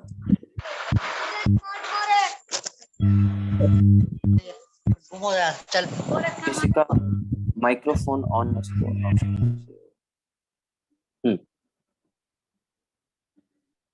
तो क्वेश्चन आता है कि क्या आप हमें भगवान को दिखा सकते हैं? तो अब हम आज इसको समझने का प्रयास करेंगे कि सबसे पहले जो हम लोग गलती करते हैं भगवान को समझने में या भगवान को देखने में, प्रभु किसी का वो क्या है? माइक्रोफोन माइक्रोफोन अगर किसी का ऑन है तो मैं ऑफ कर देता हूँ। अभी सबके माइक्रोफोन ऑफ है, ठीक है, गुड। तो पहली जो हम लोग मिस्टेक करते हैं भगवान को देखने में, वो ये हमें समझना चाहिए कि जो भगवान है वो हमारे ऑर्डर सप्लायर नहीं, ऑर्डर कैरियर नहीं। अब मान लीजिए आपके कंट्री के जो प्राइम मिनिस्टर जी हैं, अगर आप उनको बाहर जाके अपने घर जाके बोले कि हे प्राइम मिनिस्टर मेरे सामने प्रकट होइए, मेरे सामने आओ, तो क्या वो आ जाएंगे? नहीं। नहीं आएंगे। क्यों? नो प्रभु। क्यों नहीं आएंगे? नो प्रभु जी, क्योंकि वो नहीं भगवान आए- नहीं है। नो प्रभु जी। क्यों नहीं आएंगे वो? प्रभु, क्योंकि क्योंकि प्रभु हमारे ऑर्डर नहीं मान सकते। हाँ, वेरी गुड, क्योंकि वो हम लोग के ऑर्डर नहीं मान सकते, या वो हमारे ऑर्डर कैरियर नहीं, या हमसे वो पूछेंगे कि आप हो कौन। राइट? जैसे अभी आप अगर अपनी मम्मी को बोले कि मम्मी आप आ जाइए, तो मम्मी फट से आ जाएंगी। क्यों? क्योंकि हमें जानती हैं, उनसे हमारा एक रिलेशन है। बट अगर हम प्राइम मिनिस्टर की बात करें, प्रेसिडेंट की बात करें, उनको अगर हम बोले आप आ जाइए, तो शायद नहीं आएंगे। राइट? तो पहली मिस्टेक हम लोग क्या करते हैं कि जब हम भगवान के बारे में बात करते हैं, तो हमें समझना चाहिए कि जो भगवान है हमारे ऑर्डर सप्लायर या ऑर्डर कैरियर नहीं। और दूसरी मिस्टेक, क्या हमारे में वो क्वालिफिकेशन भी है भगवान को देखने के लिए? क्या नहीं प्रभु हमारे जी। में वो क्वालिफिकेशन भी है? तो अभी हम देखेंगे कि क्या क्वालिफिकेशन। जैसे साइंस बताता है कि टोटल 7 टाइप की रेज होती हैं। अभी आप शायद हायर स्टडीज में पढ़ेंगे, ultraviolet rays, X rays, UV rays, आप हायर में पढ़ेंगे। तो इन सब रेज में से हम लोग सिर्फ एक ही रे को देख पाते हैं जो विजिबल रीजन में आती है, जिसको हम देख पा रहे हैं। बाकी सब हम रेस को देख ही नहीं पाते। जैसे इसको सिंपल एग्जांपल समझते हैं, माइक्रोवेव हम लोगों के जैसे घर में होता है, तो खाने को गर्म करता है। तो जब वो खाने को गर्म कर रहा होता है, तो क्या हम उसको देख पाते हैं कि खाने को कैसे गर्म कर रहा है? नहीं प्रभु जी। नो नहीं देख प्रभु जी। पाते, नहीं देख पाते। तो ये हमारा क्या है? ये हमारी इनकम्प्लीटनेस है, अयोग्यता बोलते हैं इसको। तो अब प्रश्न उठता है कि रिक्वायर्ड क्वालिफिकेशन क्या है। तो हम 3 तरीके से ज्ञान को प्राप्त करते हैं। अब याद रखिएगा, इसको लिख भी सकते हैं। एक होता है प्रत्यक्ष प्रमाण। हाँ जी। मिस्टेक 2 क्या थी? सेकंड मिस्टेक इज कि हमारी क्वालिफिकेशन क्या है। राइट? अब रिक्वायर्ड क्वालिफिकेशन, तो 3 तरीके से हम लोग ज्ञान को समझ सकते हैं। एक होता है प्रत्यक्ष, एक होता है अनुमान, और एक होता है शब्द। हरे कृष्णा यस बोलिए प्रभु। प्लीज। हाँ जी बोलिए। प्रभु ये three ways of gaining knowledge जो आ रही है, इसके सिर्फ 2 लाइन्स आ रही है, थर्ड नहीं आ रही। मेरे पास तो आ रहा है थर्ड। मतलब जूम हुआ हुआ है। एक मिनट देखो।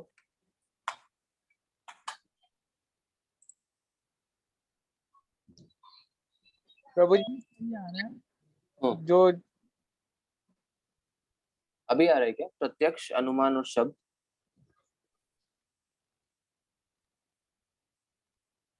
अभी आ रहा है, नहीं आ रहा? आ रहा है प्रभु। आप यस प्रभु, आ क्लियर रहा है। है। अभी ठीक है?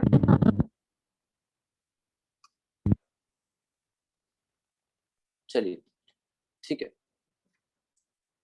इसको मैं साइड कर देता हूँ कहीं पे, ताकि आपको दिखने में कोई दिक्कत ना आए। प्रभु जी, आवाज नहीं आ रही।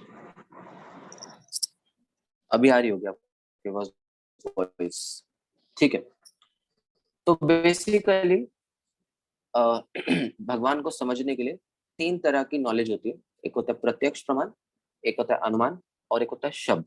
तो आप बहुत ध्यान से सुनिएगा। कल मैं आप सबसे पूछूंगा कि आप मैंने कल क्या पढ़ाया था, आपको क्या समझाया था। ठीक है? तो याद रखिएगा सब। आप लोग वैसे बहुत इंटेलिजेंट है, बट सब याद रखिएगा जो भी चल रहा है। राइट? तो 3 तरीके से हम लोग नॉलेज को गेन कर सकते हैं। फर्स्ट इज प्रत्यक्ष, सेकेंड इज अनुमान, एंड थर्ड इज शब्द। So now will try to understand. हर किसी को हम इंडिविजुअली समझने का प्रयास करेंगे। तो फर्स्ट इज प्रत्यक्ष प्रमाण। तो प्रत्यक्ष का मतलब होता है सीइंग इज बिलीविंग। जो दिखता है वो होता है। बट बहुत सारी ऐसी चीजें होती हैं, बहुत सारी ऐसी वस्तुएं होती हैं जो हमें दिखती तो है बट वो होती नहीं है। जैसे कभी अगर आप पानी के अंदर सिक्के को डालें, तो आप देखेंगे कि जो सिक्का है वो आपको ऊपर दिखेगा। किसने ऐसा एक्सपीरियंस करा है? मैंने प्रभु जी। Very good. कभी आप जाएं, कभी आप बाइक चलाएं या साइकिल चलाएं, तो आप देखेंगे कि जब धूप बहुत होती है, तो दूर से ऐसे लगता है कि जो रोड है वो पानी है। ऐसे लगता है कि रोड पे पानी है, बट एक्चुअली में पानी बिल्कुल। होता नहीं है। जी जी किसने देखा है ऐसा आप में से? मैंने वेरी गुड। मैंने प्रभु जी। तो प्रभु जी बट मैंने। वेरी गुड, मैंने। Very good, very good. तो इसका मतलब बहुत सारी ऐसी चीजें होती हैं जो दिखती हैं बट वो होती नहीं। तो इसका मतलब अगर हम बोले कि प्रत्यक्ष प्रमाण, तो प्रत्यक्ष प्रमाण एक सही मेथड नहीं है भगवान को समझने के लिए, क्योंकि बहुत सारी चीजें ऐसी होती हैं जो होती हैं और दिखती नहीं, और जो दिखती हैं वो होती नहीं। तो अगर हम इस बात को सोचें समझे कि हाँ भगवान ऐसे होंगे, भगवान वैसे होंगे, भगवान ऐसे दिखते होंगे, भगवान वैसे दिखते होंगे, तो ये एक जो मेथड हो गया इसको हम बोलते हैं प्रत्यक्ष प्रमाण, जो एक सही मेथड नहीं। राइट। फिर आगे इसके अंदर आता है, हर मनुष्य के अंदर 4 तरह के दोष हैं, 4 डिफेक्ट्स। हर ह्यूमन बीइंग के अंदर ये 4 टाइप्स ऑफ डिफेक्ट्स जो होते हैं हर मनुष्य के अंदर होते हैं। अब ये 4 डिफेक्ट कौन कौन से? पहला है इम्परफेक्ट सेंसेस। इम्परफेक्ट सेंसेस का मतलब जो हमारी इंद्रियां हैं, जो हमारी सेंसेस है वो इम्परफेक्ट है। जैसे हम हर चीज को सुन नहीं पाते और हम हर चीज को देख नहीं पाते। अब जहां आप बैठे हैं, अगर उस जहां बैठे हैं अगर मैं आपसे पूछूं कि आपके दीवार के उस तरफ क्या हो रहा है, तो हमें नहीं पता होगा। क्यों? क्योंकि हमारी जो सेंसेस है वो इम्परफेक्ट है।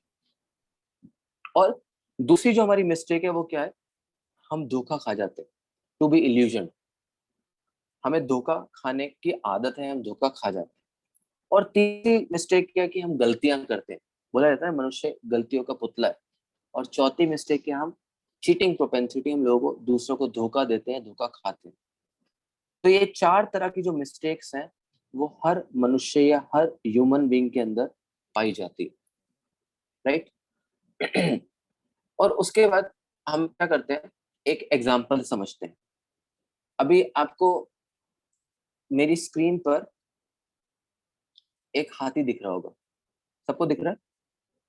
यस प्रभु जी। यस चलिए। जी प्रभु जी। यस प्रभु जी। अभी ठीक है, ओके, थैंक यू। तो अभी क्या हुआ, एक क्विज हुआ। एक क्विज में क्या करा कि एक व्यक्ति ने दूसरे व्यक्तियों की आंखों पे क्या करा, पट्टी बांध दी। और जब दूसरों की आंखों पे उसने पट्टी बांधी, तो पट्टी बांधने के बाद वो उस व्यक्ति को कहाँ ले गया? हाथी के पास ले गया। और जैसे ही उसको हाथी के पास लेकर गया, तो उस अंधे व्यक्ति ने जैसे ही हाथी की टांगों को छुआ, तो उसको लगा अरे ये तो इतना बड़ा पेड़, ये कैसे संभव है? जैसे ही उस व्यक्ति ने हाथी के शरीर को छुआ, तो उसको लगा इतनी बड़ी मोटी दीवार, ये कैसे संभव है? जैसे ही उस व्यक्ति ने हाथी के कान को छुआ, तो उसको लगा ओ ये कौन सा यंत्र आ गया। और जैसे ही उस व्यक्ति ने हाथी के इस सूंड को छुआ, तो उसको लगा ओ ये तो सांप है। और जैसे ही उसके हाथी के दांतों को छुआ, तो उसको लगा ये तो तीर है। और जैसे उसने हाथी की पूंछ को छुआ, तो उसको लगा ओ ये तो रस्सी है। तो क्या इसमें कोई हाथी की गलती है? नहीं प्रभु जी। प्रभु जी। किसकी गलती है? प्रभु जी। इसमें मनुष्य की उस गलती। व्यक्ति की इंसानों की। प्रॉब्लम है। इंसान की गलती। तो वेरी गुड। इंसान की तो प्रॉब्लम। जैसे ओके, तो जैसे हम लोगों को एक्सपीरियंसेस होते हैं लाइफ के अंदर, उन एक्सपीरियंसेस के बिहाफ पर हम लोग क्या करते हैं, चीजों को जज करते हैं, चीजों को जस्टिफाई करते हैं। तो इसी तरह से जब हम भगवान की बात करते हैं, तो भगवान को भी हम इसी तरह से जस्टिफाई करते हैं कि हो सकता है भगवान अंधे हो सकता है भगवान गोरे हो सकता है भगवान पीले हो सकता है भगवान ही ना और हो सकता है भगवान बहुत सारे हो सकता है भगवान बहुत कम हो सकता है भगवान ऐसे हो सकता है भगवान वैसे हो। तो हम क्या करते हैं, अनुमान लगाते हैं। हरे कृष्ण प्रभु। तो इसको हम बोलते हैं, अभी रुकिए एक मिनट, इसको हम बोलते हैं अनुमान प्रमाण। हरे कृष्ण प्रभु। हाँ जी बोलिए। वो प्रभु जो पूंछ का हाथ लगाया उसको रस्सी लगी, उसके बाद से बताना क्या बता रहा था? असल में माइक सबके खुले हुए थे ना, तो आवाज सही नहीं है। कोई बात नहीं, मैं आपको दोबारा बता देता हूँ। अभी आपको ये फोटो दिख रहा है एलिफेंट वाला, अभी आ रहा है फोटो दोबारा से आपकी स्क्रीन पे, अभी एलिफेंट वाला फोटो आ गया। यस प्रभु जी। जी प्रभु जी। चलिए, तो अब जब वो ब्लाइंड पर्सन था, जिसकी जो आईज थी वो ब्लाइंड कर दी गई थी, तो जब उस ब्लाइंड पर्सन को उस एलिफेंट के पास लेकर गए, तो उसने अपने ऑब्जर्वेशंस दिए उस एलिफेंट को लेकर। तो जब उसने एलिफेंट की टेल को टच करा तो उसको ऐसे लगा कि ये रोप है, रस्सी है। जब उसने एलिफेंट की बॉडी को टच करा तो इसको ऐसे लगा कि ये बहुत बड़ी दीवार है। जब उसने उसके लेग्स को टच करा तो उसको लगा ये बहुत बड़ा पेड़ है। और जब उसने उसकी सूंड को टच करा तो उसको लगा एलिफेंट है। एलिफेंट नहीं, ये एक क्या है, एक मिनट, किसी का माइक्रोफोन ऑन। और जब उसने एलिफेंट की सूंड को टच करा तो उसको लगा सांप है। और जब उसने एलिफेंट के इसको टच करा तो उसको लगा कि क्या है ये तीर है। तो इस प्रकार से उसने क्या करा, अपने ऑब्जर्वेशंस दिए एलिफेंट को लेकर। क्यों? क्योंकि उसकी जो आईज थी वो बंद थी। तो इसी तरह से हम लोग भी क्या करते हैं, भगवान को लेकर प्रेडिक्शन करते हैं। तो इसलिए जब हम तीन चीजें पढ़ते हैं, three ways of gaining knowledge पढ़ते हैं, तो पहला हम पढ़ते हैं प्रत्यक्ष प्रमाण। तो प्रत्यक्ष का मतलब होता है सीइंग इज बिलीविंग, मतलब जो दिखता है वो होता है बट एक्चुअली में ऐसा होता नहीं है। और दूसरा जो मेथड है वो है अनुमान। हम लोग प्रेडिक्शन करते हैं, अनुमान लगाते हैं, ऐसा होगा, वैसा होगा, ऐसा होगा, वैसा होगा। तो मैं आपको एक स्टोरी समझाता हूँ, स्टोरी सुनाता हूँ, जिसको सुन के आपको और समझ आ जाएगा कि एक्चुअली क्या है। एक बार क्या हुआ, कुछ 3-4 वैज्ञानिक मिल गए। बहुत ध्यान से सुनिएगा, बड़ा अच्छा लगेगा आपको समझ के, सुन के। तो एक बार क्या हुआ, कुछ 3-4 वैज्ञानिक मिल गए। वैज्ञानिक मतलब साइंटिस्ट लोग मिल गए और उन्होंने रिसर्च स्टार्ट करी किसके ऊपर, एक कॉकरोच के ऊपर। तो उन्होंने क्या करा, एक कॉकरोच को लिया और कॉकरोच को लेने के बाद क्या करा, कॉकरोच को एक टेबल पे रख दिया। और कॉकरोच को टेबल पे रखने के बाद, मेरी वॉइस आ रही है ना सबको, ऑडिबल है? मेरी वॉइस ऑडिबल है सबको? प्रभु जी आवाज बीच में फट रही है।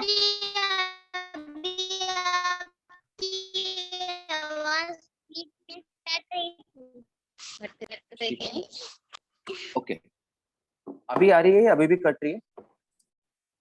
अभी मैं इसको स्टॉप शेयरिंग कर देता हूँ। नहीं नहीं प्रभु, अभी क्लियर है। अभी ठीक, चलिए ओके।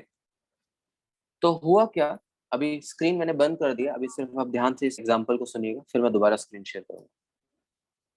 तो क्या हुआ, साइंटिस्ट 3-4 साइंटिस्ट मिल गए और साइंटिस्ट ने क्या करा, साइंटिस्ट ने मिलकर एक टेबल पे माधवन दास, तो साइंटिस्ट ने क्या करा, एक टेबल के ऊपर एक कॉकरोच को रख दी। और जब टेबल के ऊपर कॉकरोच को रखा तो सारे साइंटिस्ट ने मिलकर शोर मचाना शुरू कर दिया। और जैसे ही उस कॉकरोच ने शोर को सुना, कॉकरोच तेज से दौड़ने लग गया। और जैसे ही कॉकरोच तेज से दौड़ने लग गया तो चेक कर लिया कि कितनी तेजी से जो कॉकरोच है वो दौड़ रहा है, कितनी तेजी से कॉकरोच भाग रहा है, राइट। उन्होंने उसकी एक स्पीड को लिख लिया। नंद कुमार, आपका कोई क्वेश्चन है क्या? 5 p.m. आपकी वॉइस नहीं आ रही, अभी आप बाद में क्वेश्चन पूछिएगा प्लीज, अभी रुक जाइए नंद कुमार, अभी रुक जाइए। तो पहले क्या करा, कॉकरोच को भगाया शोर मचा के और कॉकरोच की एक स्पीड लिख ली। फिर दोबारा क्या करा, एक कॉकरोच की, उस कॉकरोच की टांग को तोड़ दी। और जब कॉकरोच की टांग को तोड़ा और टांग तोड़ने के बाद दोबारा साइंटिस्ट ने शोर मचाया और फिर वो कॉकरोच जो था वो दोबारा भागने लगा। और जब कॉकरोच दोबारा भागने लगा तो उस कॉकरोच की स्पीड को दोबारा लिख लिया, राइट। और फिर उसके बाद अगली दूसरी बार या तीसरी बार उन्होंने क्या करा, कॉकरोच की दूसरी टांग भी तोड़ डाली। और जब कॉकरोच की दूसरी टांग तोड़ी, फिर शोर मचाया, फिर कॉकरोच भागने लग गया। और फिर कॉकरोच की स्पीड को लिख दिया कि कितनी तेजी से कॉकरोच भाग रहा है। और फिर तीसरी बार क्या करा, फिर तीसरी बार कॉकरोच की तीसरी टांग भी तोड़ डाली। और जब कॉकरोच की तीसरी टांग तोड़ी तो फिर दोबारा से कॉकरोच के आगे शोर मचाया, फिर कॉकरोच भागना शुरू करा। और अंत में आते आते उन्होंने क्या करा, कॉकरोच की चौथी टांग भी तोड़ दी। और जैसे ही कॉकरोच की चौथी टांग तोड़ी तो अब शोर मचाए, कॉकरोच भागे ना, फिर शोर मचाए, कॉकरोच भागे ना, फिर शोर मचाए, कॉकरोच भागे नहीं। और वहां पर उन्होंने क्या करा, एक अनुमान लगा लिया। क्या अनुमान लगाया कि जब कॉकरोच की चारों टांगे तोड़ दी जाती है तो कॉकरोच बहरा हो जाता है। क्या ऐसा हो सकता है? नहीं प्रभु, जब उसकी टांगे टूट गई तो कैसे नहीं चलेगा? नहीं, नहीं प्रभु जी। जब उसकी सारी टांगे टूट नहीं गई है तो प्रभु। भागेगा कैसे? वो भागेगा कैसे? वेरी गुड, आप लोग बहुत इंटेलिजेंट हो सब। तो इसका मतलब हम लोग क्या करते हैं, अनुमान लगाते हैं। अनुमान मतलब प्रेडिक्शंस करते हैं कि भगवान ऐसे होंगे, भगवान वैसे होंगे, भगवान इस तरह से होंगे, भगवान उस तरह से होंगे। और जब तक हम लोग अनुमान लगाएंगे, जब तक हम लोग प्रेडिक्शंस करेंगे, तब तक वो जो नॉलेज का तरीका है वो एक सही तरीका नहीं है नॉलेज को गेन करने का, राइट। तो इस तरह से अभी हम लोगों ने क्या देखा कि हम लोगों ने दो चीजें समझी। एक था हम लोगों का प्रत्यक्ष प्रमाण और एक था हम लोगों का अनुमान प्रमाण। और फिर उसके बाद जो लास्ट मेथड आता है वो है शब्द प्रमाण। शब्द मतलब सुन के। एक सेकंड के। चलिए, तो शब्द प्रमाण जो है वो सबसे ऑथेंटिक, सबसे प्रामाणिक मेथड है भगवान को समझने का। इसीलिए इस चित्र में आप देख रहे हैं कि कृष्ण भगवान जो है वो अर्जुन को शब्द, भागवत गीता के शब्दों से ज्ञान प्राप्त प्रदान कर रहे हैं। जैसे अगर हमें पता करना है कि हमारे पापा कौन है, हमारे पिताजी कौन है, तो हमें कौन बताता है ये बात? कौन बताता है हमें बात? हमारी मम्मी बताती है। Very good. हमारी हमारी मदर हमें बताती है कि हमारे फादर कौन है। तो कैसे बताती है? शब्दों के माध्यम से। तो इसलिए जब हम भगवान के विषय में बात करते हैं तो सबसे ऑथेंटिक तरीका जो है वो क्या है भगवान को समझने का? शब्द प्रमाण। इसलिए जैसे अभी आपने बताया कि फादर कौन है, तो कौन बताएगा? मम्मी बताएगी। तो जिस प्रकार से हमें अपने फादर के बारे में जानने के लिए अपनी मदर को अप्रोच करना पड़ता है, इसी प्रकार से अगर हमें भगवान के बारे में जानना है तो हमें अप्रोच करना पड़ेगा किसको? उस व्यक्ति को जो भगवान के बारे में बता सकता है। और वो कौन है? शास्त्र, स्क्रिप्चर्स। तो ऐसा बताया जाता है कि जो हमारे स्क्रिप्चर्स है, जो हमारे होली स्क्रिप्चर्स है, they are like our mother. तो they are telling us who actually our father is, हमारे वास्तविकता में पिता कौन है। तो इसलिए अगर हमें वास्तविकता में भगवान के बारे में समझना है, भगवान के बारे में जानना है, तो हम शास्त्र के माध्यम से, गीता, भागवत गीता के माध्यम से, महाभारत के माध्यम से हम समझ सकते हैं कि हम वास्तविकता में हमारे फादर कौन है। और हम देखते हैं कि जो हमारे स्क्रिप्चर्स है उसके अंदर जितने भी फैक्ट्स हैं वो बहुत तथ्य हैं, मतलब जो भी फैक्ट्स रखे हैं वो बिल्कुल एग्जैक्ट है। जैसे बुद्धा के बारे में, चाणक्य पंडित के बारे में, जीसस क्राइस्ट के बारे में, कृष्ण भगवान के बारे में, अल्लाह के बारे में, यहोवा के बारे में, सबके बारे में ऑलरेडी जो है वो शास्त्र के अंदर लिखा हुआ है। जैसे मोहम्मद के बारे में लिखा हुआ है, कलयुग के बारे में लिखा हुआ है भविष्य पुराण में, अथर्ववेद में। ये सब कुछ ऑलरेडी स्क्रिप्चर्स के अंदर मेंशन। चैतन्य महाप्रभु के बारे में शास्त्र के अंदर बताया गया। तो ये सब कुछ हमारे शास्त्रों के अंदर ऑलरेडी दिया हुआ है, राइट। तो इस तरह से वास्तविकता में अगर हमें भगवान के बारे में समझना या भगवान के बारे में हम जानना चाहते हैं तो हम स्क्रिप्चर्स की हेल्प से या ऐसे स्पिरिचुअल टीचर्स की हेल्प से या ऐसे गुरु की हेल्प से हम भगवान को वास्तविकता में जान सकते हैं।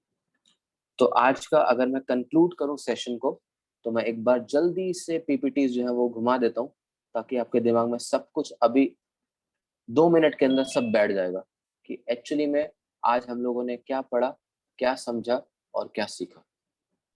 तो अगले 5 मिनट में सब कुछ आपके दिमाग में जल्दी से हम लोग रिवाइज कर लेते हैं। जैसे आप लोग स्कूल जाते हैं, रिवीजन करते हैं, तो आज हम लोगों ने जो पढ़ा उसको भी हम जल्दी से रिवाइज कर लेते हैं। तो आज हम लोगों ने जो क्लास की स्टार्टिंग करी वो किससे स्टार्ट करी कि जैसे ये एक फोटो है, इसको बनाने के लिए के पीछे एक व्यक्ति है, एक पर्सन है। और इसी तरह से ये जो फूल है इतने सुंदर जो हमारे गार्डन्स में आते हैं, उसको बनाने के पीछे भी एक व्यक्ति है, और वो व्यक्ति कौन है? गॉड। फिर हमने देखा पैरट्स जो इतने सुंदर है, इसको भी बनाने के पीछे एक व्यक्ति है। इस बर्ड को बनाने के पीछे भी एक व्यक्ति है। इस पिक्चर के अंदर हमने देखा कि किस प्रकार से एक जो नारियल है वो एक कैसे इतनी हाइट पे जाकर वो उगता है और कैसे सब कुछ मीठा पानी देता है। और इसके पीछे हमने देखा आर्टिस्ट कौन है, इतनी स्पेस टेक्नोलॉजी कैसे चल रही है। फिर देखा कि कैसे ये जो पृथ्वी है वो रोटेट कर रही है, मूव कर रही है, और किस तरह से सब कुछ जो है वो परफेक्ट ऑर्डर के अंदर चल रहा है, ये हम लोगों ने देखा। और फिर हम लोगों ने देखा कि कुछ लोग जो होते हैं वो बहुत सुंदर होते हैं और कुछ लोग बहुत सुंदर नहीं होते।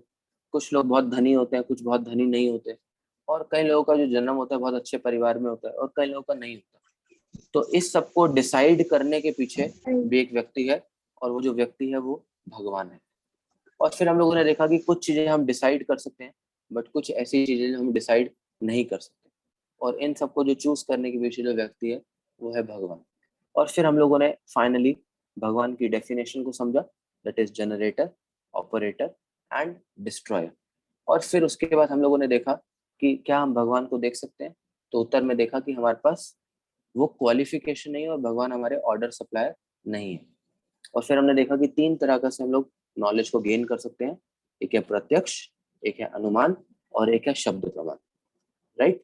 और इसमें हम लोगों ने देखा कि जो शब्द प्रमाण है वो सबसे ऑथेंटिक वे है, सबसे ऑथेंटिक मेथड है भगवान को समझने के लिए।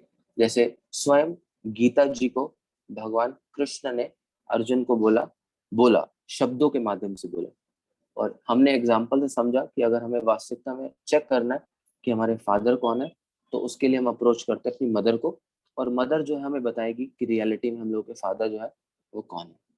ये हम लोगों ने आज समझा, राइट। तो अभी आप में से किसी का कोई प्रश्न है, कोई क्वेश्चन है, कोई डाउट है तो आप लोग पूछ सकते हैं, और फिर एंड में हम आपको एक बहुत अच्छी वीडियो दिखाएंगे कि कल का हम लोगों का जो सेशन है वो हम किस टॉपिक के ऊपर डिस्कशन करेंगे। तो अभी आप एक एक करके अपने एक सेकंड रुकिए, तो मैं इसको बंद कर देता हूँ, और उसके बाद राइट, तो आप लोग अपने हैंड रेस कर सकते हैं, और बाकी सब अपने माइक्रोफोन ऑफ कर दीजिए। जिसका कोई क्वेश्चन है तो वो पूछ सकते हैं। ये स्टार्ट करते हैं। देव ऋषि।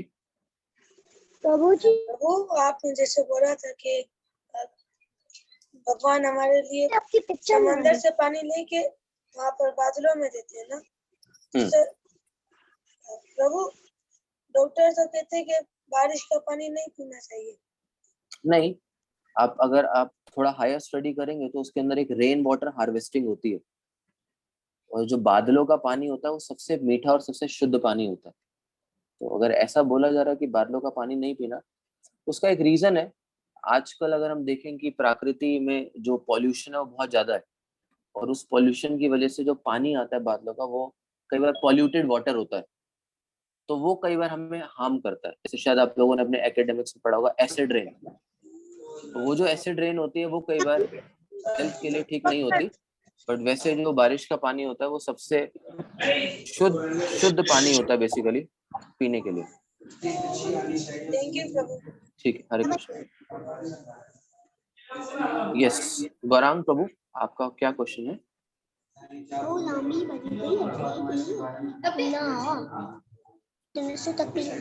यस, स्वरूप, आपका क्या क्वेश्चन है?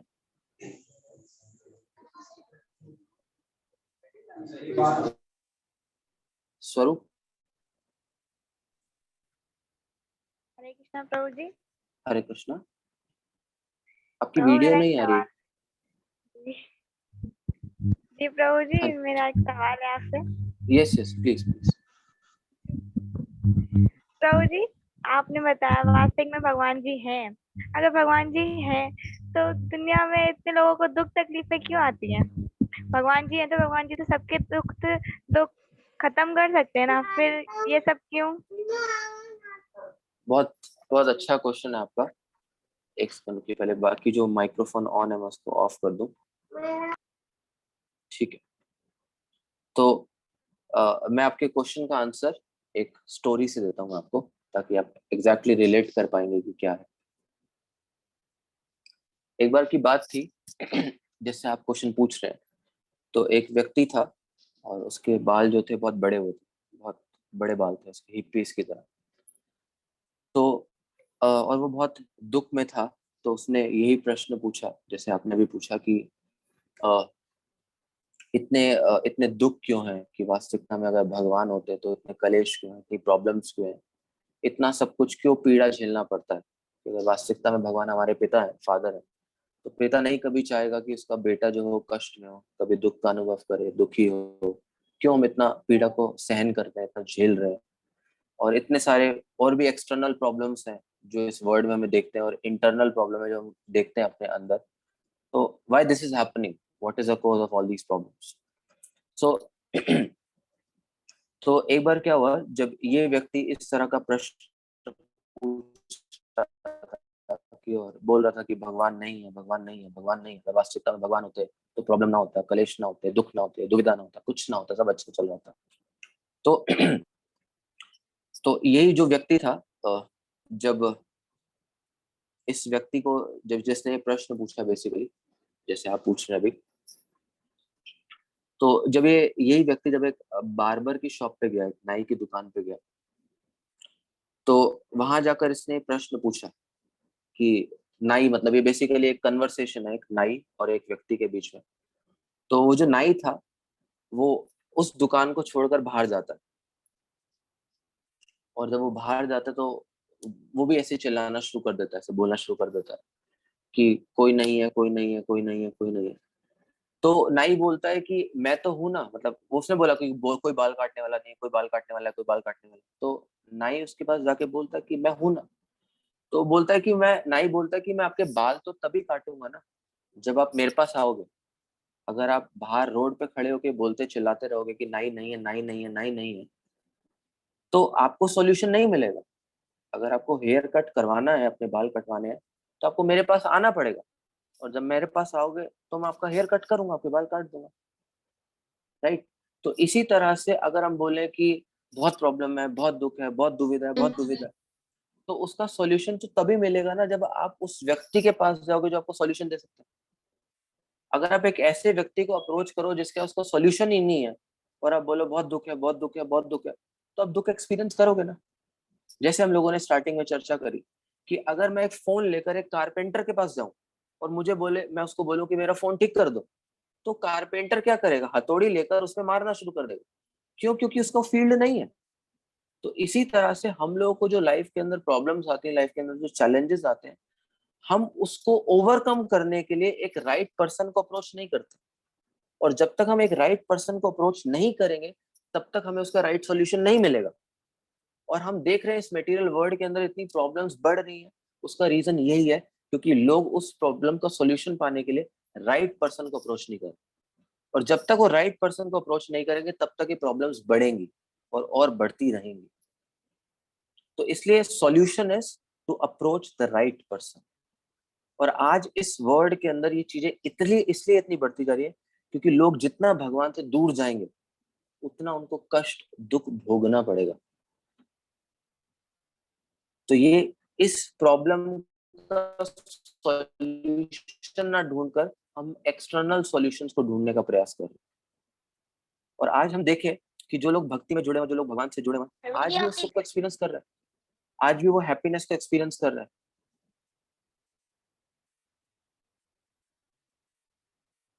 समझ पा रहे हैं ना? जी जी प्रभु.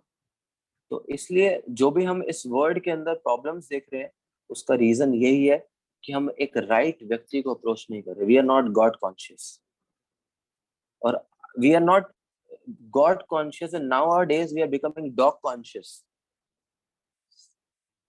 सो जब तक हम एक राइट पर्सन को अप्रोच नहीं करेंगे, अपनी प्रॉब्लम्स डिस्कस नहीं करेंगे राइट पर्सन तक, तब तक ये प्रॉब्लम्स बढ़ती रहेंगी.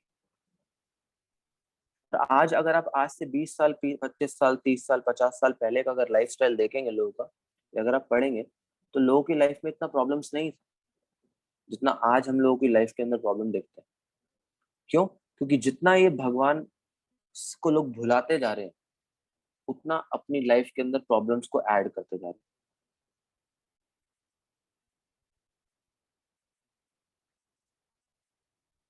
ठीक है? Is it clear? Any other question? Thank you Prabhu no जी. Prabhu thank you. जी. Thank you. Okay. Yes, Madhavan, Gaurang, any question? Your hand is raised. तेरा नाम Yes, गौरांग.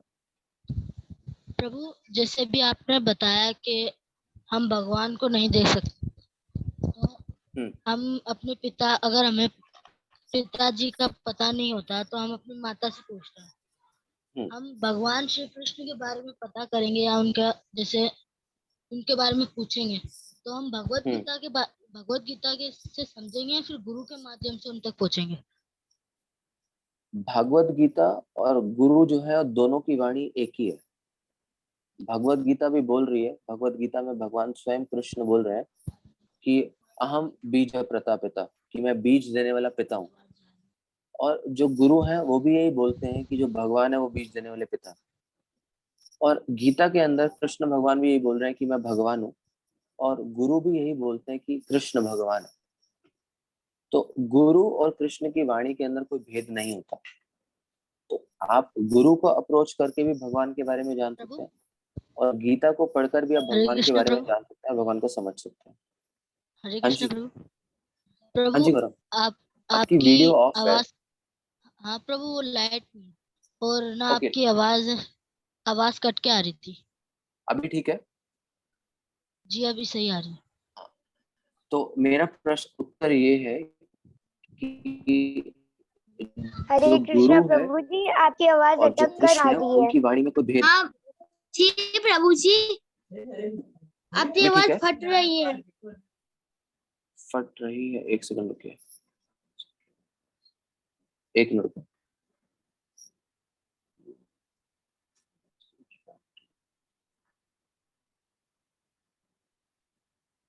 एक सेकंड रुको।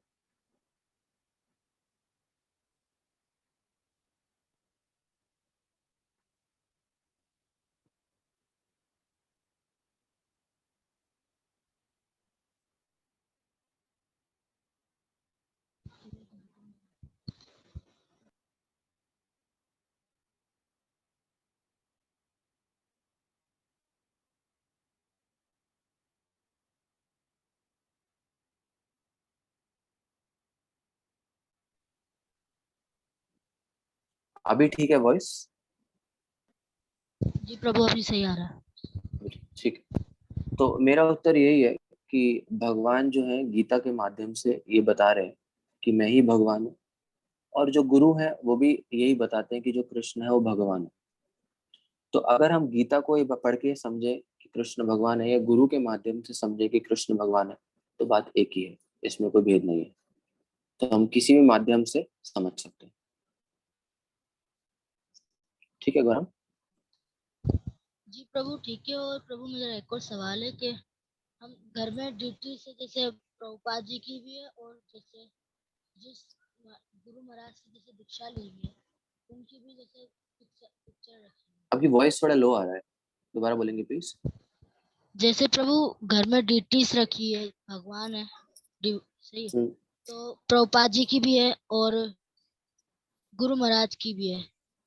जैसे मेरे पापा जी जो है वो दीक्षित है और ना महाराज की तस्वीर रखी हुई है, तो हमें जयकारा घर के अंदर लगा सकते हैं गुरु महाराज की? हाँ लगा सकते हैं, लगा सकते हैं। तो गलत तो नहीं? भगवान के भक्तों का गुणगान करने से भगवान बहुत खुश होते हैं। तो जो गुरु महाराज है वो भगवान के शुद्ध भक्त है, और जब भगवान के शुद्ध भक्तों का हम जब जयकारा लगाते हैं, गुणगान करते हैं, तो इससे भगवान बहुत खुश होते हैं। तो कर सकते और हैं। प्रभु टेम्पल में जैसे मंदिर में है? मंदिर में नहीं होता ऐसा, मंदिर में हम लोग सिर्फ शिला प्रभुपाद जी का ही जयकारा लगाते हैं।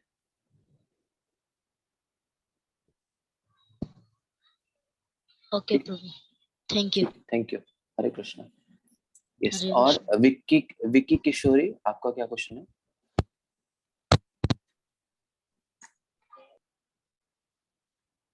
श्री, आपका क्या क्वेश्चन है?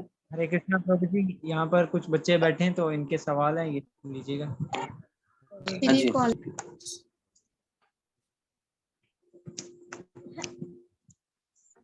हरे कृष्णा। हरे अच्छा, कृष्णा। आपने कहा था कि मैं आपको कल जवाब दूंगा, तो ना मेरा सवाल ये था कि हम भगवान जी को अर्पण क्यों करते हैं भोग? क्योंकि जब हम किसी से प्रेम करते हैं तो हम उसको सब कुछ ऑफर करते हैं ना। तो जब हम भगवान को ऑफर कर रहे हैं तो ऑफर इसलिए कर रहे हैं ताकि हम भगवान से प्रेम करते हैं, और अगर हम प्रेम नहीं करते तो हम ऑफर इसलिए कर रहे हैं ताकि हम भगवान से प्रेम कर सके। जैसे कभी आप जब आप स्कूल जाते हैं तो स्कूल में जाके टीचर को आप लंच ऑफर करते हैं ना, लंच इसलिए ऑफर करते हैं क्योंकि आप टीचर की रिस्पेक्ट करते हैं, आप उस टीचर से प्रेम करते हैं। तो इसी प्रकार से क्योंकि हम कृष्ण भक्त से प्रेम करते हैं तो इसलिए भगवान को हम सब कुछ ऑफर करते हैं, राइट। हरे कृष्णा प्रभु जी। हरे कृष्णा। ये प्रभु जी दूसरे बच्चे बैठे हैं यहाँ पे, तो ये भी क्वेश्चन पूछना चाह रहे हैं। Thank you. हाँ जी, प्लीज प्लीज प्लीज। हरे कृष्णा प्रभु जी, वो मेरा सवाल ये था कि हम बचपन में ही भक्ति कर सकते हैं या बड़े होकर भी कर सकते हैं?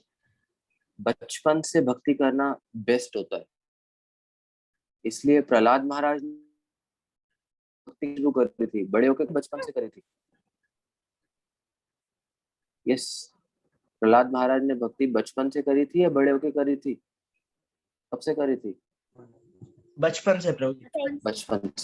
बचपन से। जब वो 5 साल की उम्र में थे तब तो उन्होंने प्रचार करना शुरू कर दिया था अपने क्लासमेट्स को, उनके जितने भी क्लासमेट्स थे सबको प्रीच करना शुरू कर दिया था, प्रचार करना शुरू कर दिया था।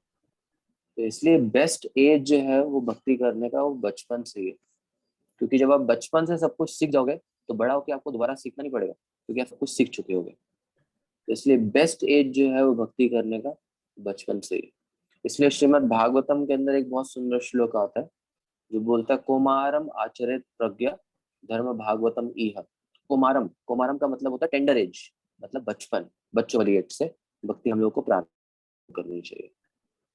तो आप जिस एज में भक्ति कर रहे हो बेस्ट एज है, तो मैं आपके लिए प्रार्थना करूंगा कि आप अच्छे से भक्ति कर पाओ, ठीक है। और भी कोई क्वेश्चन है आपका विक्की किशोरी? हरे कृष्ण प्रभु, मेरा भी एक सवाल है। हाँ जी, प्लीज पूछिए। हरे कृष्णा। हम तो भक्ति करने से क्या फायदा मिलता है? एक सेकंड के क्या कह रहे हैं प्रभु जी आप? सॉरी विक्की जी। हम तो भक्ति करने से क्या फायदा मिलता है? हमें भक्ति करने से क्या फायदा मिलता है? हम जब भक्ति करेंगे तो हम अच्छे बन जाएंगे, हम सबको अच्छे से रिस्पेक्ट करेंगे, सब हमारी अच्छे से रिस्पेक्ट करेंगे, फिर भगवान हमारी टेक केयर करेंगे, सब कुछ हमारे लाइफ के अंदर अच्छा होगा अगर हम भक्ति करेंगे तो। फिर आपके अच्छे मार्क्स भी आएंगे, आप स्कूल में टॉप भी करोगे और सिर्फ सब बच्चे आपसे इंस्पायर हो जाएंगे कि क्योंकि आप भक्ति कर रहे हो इसलिए आप इतने अच्छे हो चुके।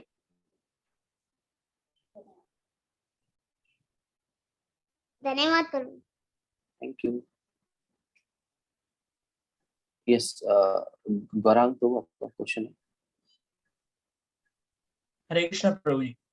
हरे कृष्ण प्रभु जी, जैसे आपने बताया कि 3 तरह के कलेश होते हैं, आध्यात्मिक भौतिक कलेश, आध्यात्मिक कलेश और दैविक कलेश।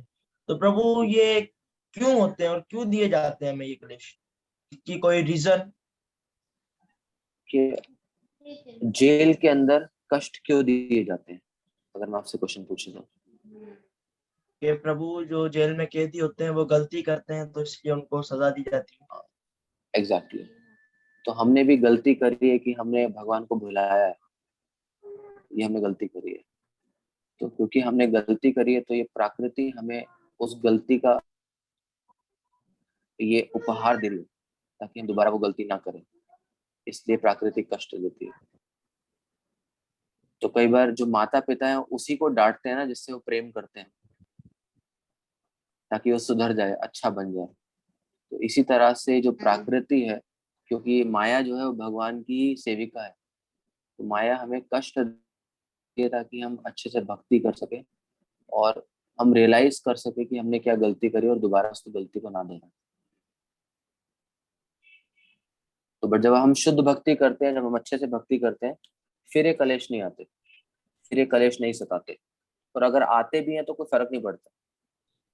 ऐसा नहीं है कि जब हम भक्ति करते हैं तो भक्त के जीवन में कलेश नहीं आते, कलेश तब भी आते हैं, बट भक्त को इससे कोई फर्क नहीं पड़ता क्योंकि वो ट्रेंड हो चुका होता है इस चीज को लेकर। ठीक है, थैंक यू प्रभु। हरे कृष्ण। यस, नंद कुमार प्रभु। हरे कृष्णा प्रभु जी। हरे कृष्ण प्रभु जी, अगर क्या लाजमी है क्या हम कुर्ते पजामे में प्रसाद अर्पण कर सकते हो, पैंट शर्ट में नहीं कर सकते? दोबारा एक बार रिपीट करेंगे प्लीज क्वेश्चन? प्रभु जी, ये लाजमी है क्या कुर्ते पजामे में हम लोग पैंट शर्ट प्रसाद अर्पण कर सकते हैं, पैंट शर्ट में नहीं। एक्चुअली जब आप घर पे हैं तो आप किसी भी परिस्थिति में कर सकते हैं, पैंट शर्ट में या कुर्ते पजामे में। बट जब मंदिर में जाते हैं तो मंदिर में भगवान के मंदिर में प्रवेश करने के लिए एक शिष्टाचार है, एक नियम है। तो उस नियम के अनुसार व्यक्ति कुर्ते में होना चाहिए तो ही मंदिर के विग्रह द्वार में प्रवेश हरे कृष्णा प्रभु, आपकी आवाज थैंक यू प्रभु जी। अभी ठीक है, समझ आ गया? जी जी, थैंक यू। हरे कृष्णा प्रभु जी। हरे कृष्ण। रघुनाथ दास, आपका कोई क्वेश्चन है? हरे कृष्णा प्रभु, मैं विंदा, मेरा एक क्वेश्चन है। हाँ जी।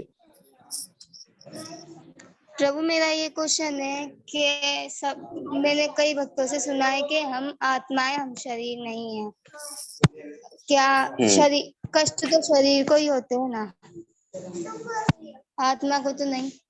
हम लोग इस टॉपिक पे कल डिस्कशन करेंगे, तो आप आइएगा जरूर कि वास्तविकता में हम है कौन, हम शरीर हैं या हम आत्मा है। तो हम लोग का कल का ये लास्ट टॉपिक रहेगा, तो एग्जैक्टली हम लोग समझ पाएंगे बहुत साइंटिफिक तरीके से कि कष्ट शरीर को आते हैं या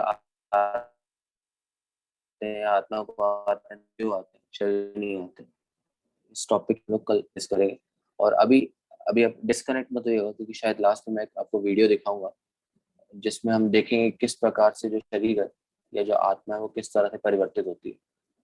तो अभी एक बार पहले मैं क्वेश्चन आंसर ले लूँ, उसके बाद आप लोगों के लिए वीडियो भी है छोटा सा।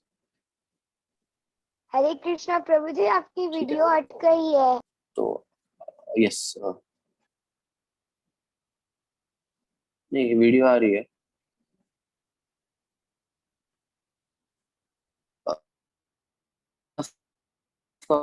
माधवन क्वेश्चन है, हम गाय को माता क्यों बोलते हैं? तो गाय को माता इसलिए बोलते हैं क्योंकि जैसे हमारी जो माँ है वो हमें दूध देती है जब हम बच्चे में छोटे होते हैं। एक मिनट रुको।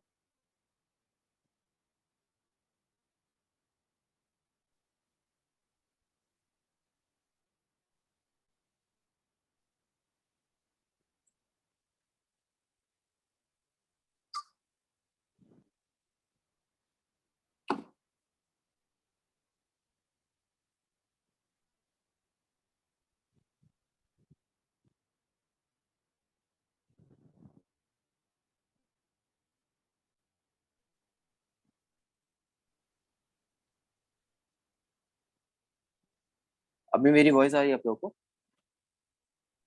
जी प्रभु जी। ठीक है, वो कुछ नेटवर्क इश्यू था। तो आपका क्वेश्चन था माधवन, तो आपका क्वेश्चन था कि हम गाय को माता क्यों मानते हैं या गाय को माता क्यों बोलते हैं।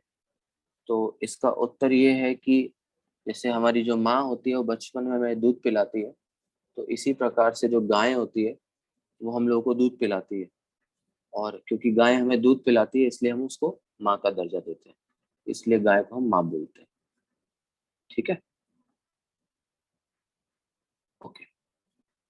और वीडियो चल रहा है, ठीक है। यस, जहानवी आपका कोई क्वेश्चन है क्या?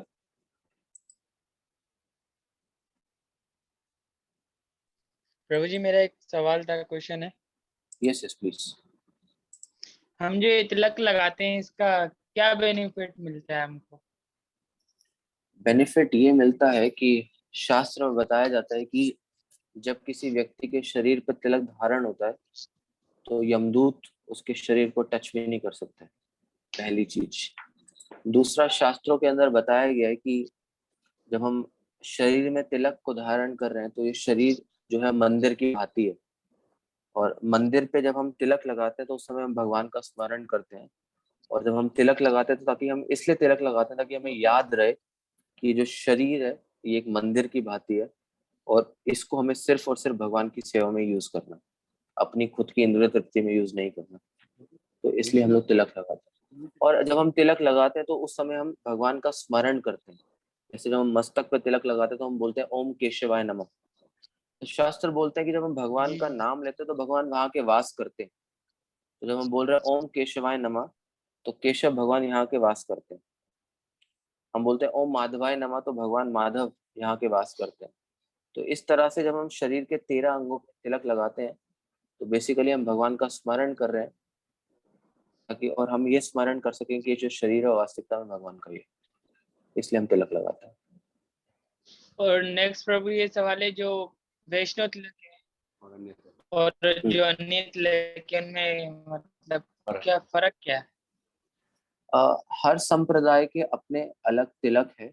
जैसे हम देखते हैं कि 4 तरह के संप्रदाय हैं। तो जैसे ब्रह्म संप्रदाय, श्री संप्रदाय, गौड़ीय संप्रदाय और रुद्र संप्रदाय। तो ब्रह्म संप्रदाय जो है वो ब्रह्मा जी से आ रहा है, जिस परंपरा में हम लोग हैं। तो हम लोग जो गौड़ीय वैष्णव भक्त है वो इस तरह से तिलक लगाते हैं कि ये जो है वो 2 विष्णु के चरण है और ये जो है वो तुलसी है। बट अगर आप रुद्र संप्रदाय को देखेंगे तो उनका तिलक अलग है और श्री संप्रदाय का तिलक अलग है। आज क्यों मेरे ख्याल से एक्चुअली यहाँ ना बारिश हो रही है, तो बारिश की वजह से थोड़ा नेटवर्क लैग कर रहे हैं। अभी ठीक है क्या? जी ठीक है प्रभु जी। तो बेसिकली हर संप्रदाय के अलग तिलक है। तो संप्रदाय वाले जो है वो अपने अकॉर्डिंग अपने तिलक को यूज करते हैं, बट हर उसके पीछे जो लॉजिक है वो यही है कि भगवान का स्मरण कर सके हम लोग।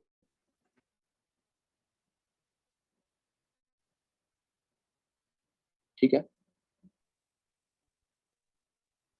ठीक है प्रभु जी, थैंक यू। यस, जहानवी देवी, आपका कोई प्रश्न? आपका माइक्रोफोन ऑफ है, आप उसको पहले ऑन कर लो एक बार। यस, अब बोलिए। भगवान की विग्रह कैसे बनी, किसी ने देखी या नहीं देखी? नहीं, भगवान के जो पोते थे, वज्रनाभ, तो सबसे पहले भगवान ने बाकियों के माइक्रोफोन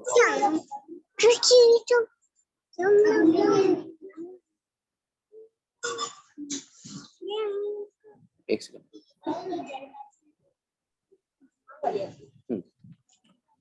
Vivo Y21, जिसका भी ये माइक्रोफोन ऑन है, इसको ना ऑफ कर लो एक बार।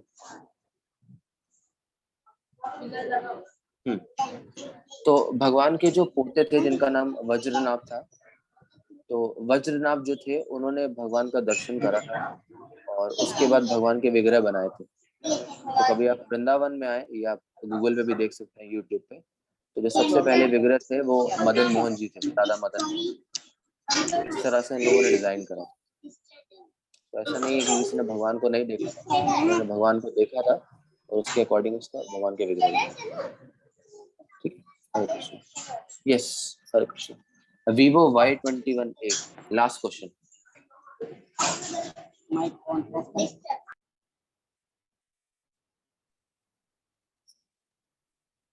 आपकी वॉइस नहीं आ रही।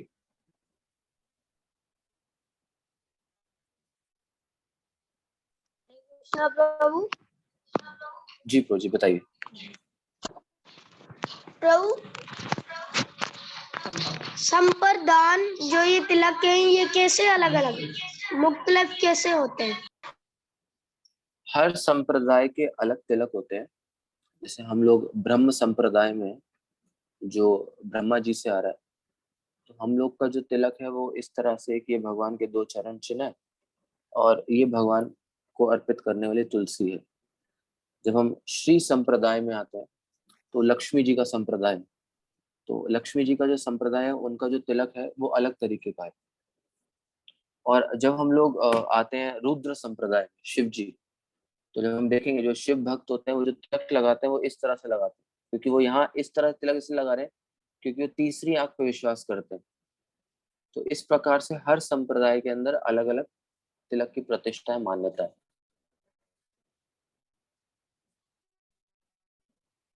ठीक है, तो कभी हम लोग डिस्कस कर सकते हैं एक पूरा का पूरा टॉपिक की तिलक कितने टाइप के होते हैं, तिलक क्यों लगाते हैं।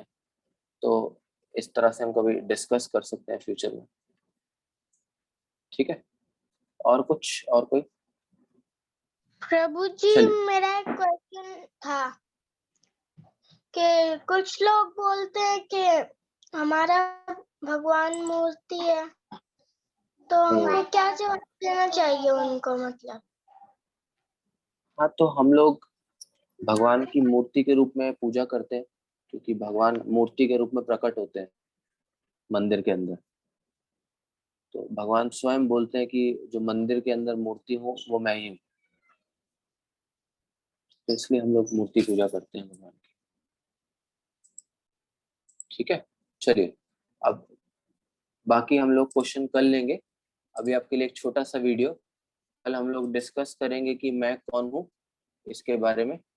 अभी आप सबके पास, अच्छा ये तिलक की फोटो आ रही है, तो इन तिलक के बारे में हम कभी फ्यूचर में डिस्कस करेंगे कि वास्तविकता में तिलक कितने टाइप के होते हैं, ये हम लोग कभी डिस्कस करेंगे फ्यूचर के अंदर। एक सेकंड रुकिए,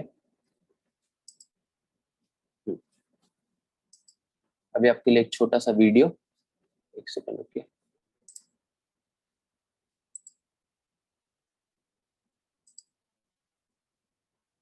हरे कृष्णा प्रभु, धन्यवाद।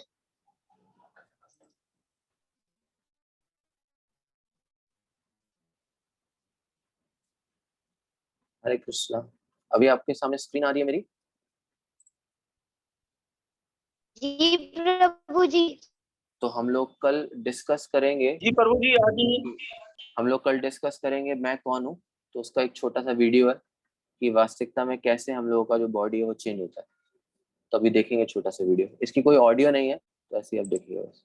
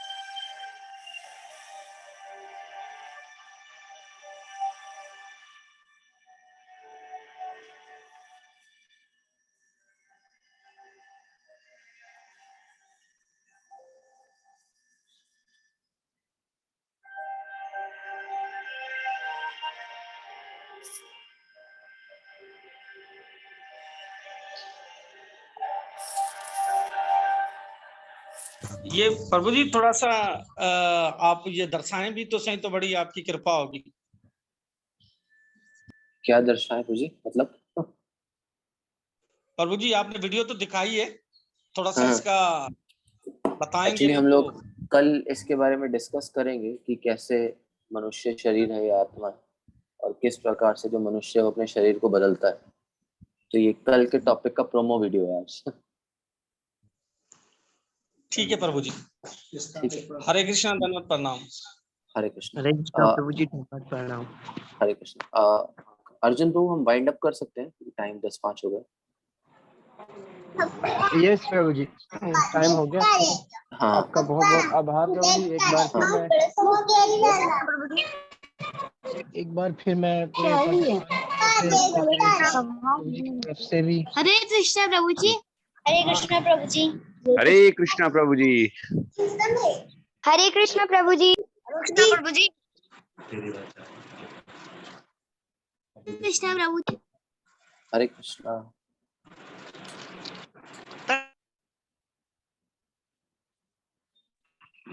हरे कृष्णा प्रभु जी, बहुत बहुत धन्यवाद आपका। हम क्लास को लीव कर सकते हैं प्रभु जी। आपका बहुत धन्यवाद पूरे पाकिस्तान और की ओर से, और मैं हजरत स्वामी के प्रभु जी की ओर से, और तमाम पेरेंट्स की तरफ से भी, और जो बच्चे क्लास अटेंड करें इन सब की ओर से आपका बहुत बहुत आभार प्रकट करता हूँ प्रभु। समय निकाल रहे हैं हम बच्चों के लिए, इतनी सुंदर सुंदर तस्वीरें ये निकाल रहे हैं, तो बहुत आपका बहुत बहुत बहुत आभार। हरे कृष्ण। Thank you. हरे कृष्ण। प्रभु जी ऐसे भक्ति वेदांत स्वामी श्री महाराज की जय।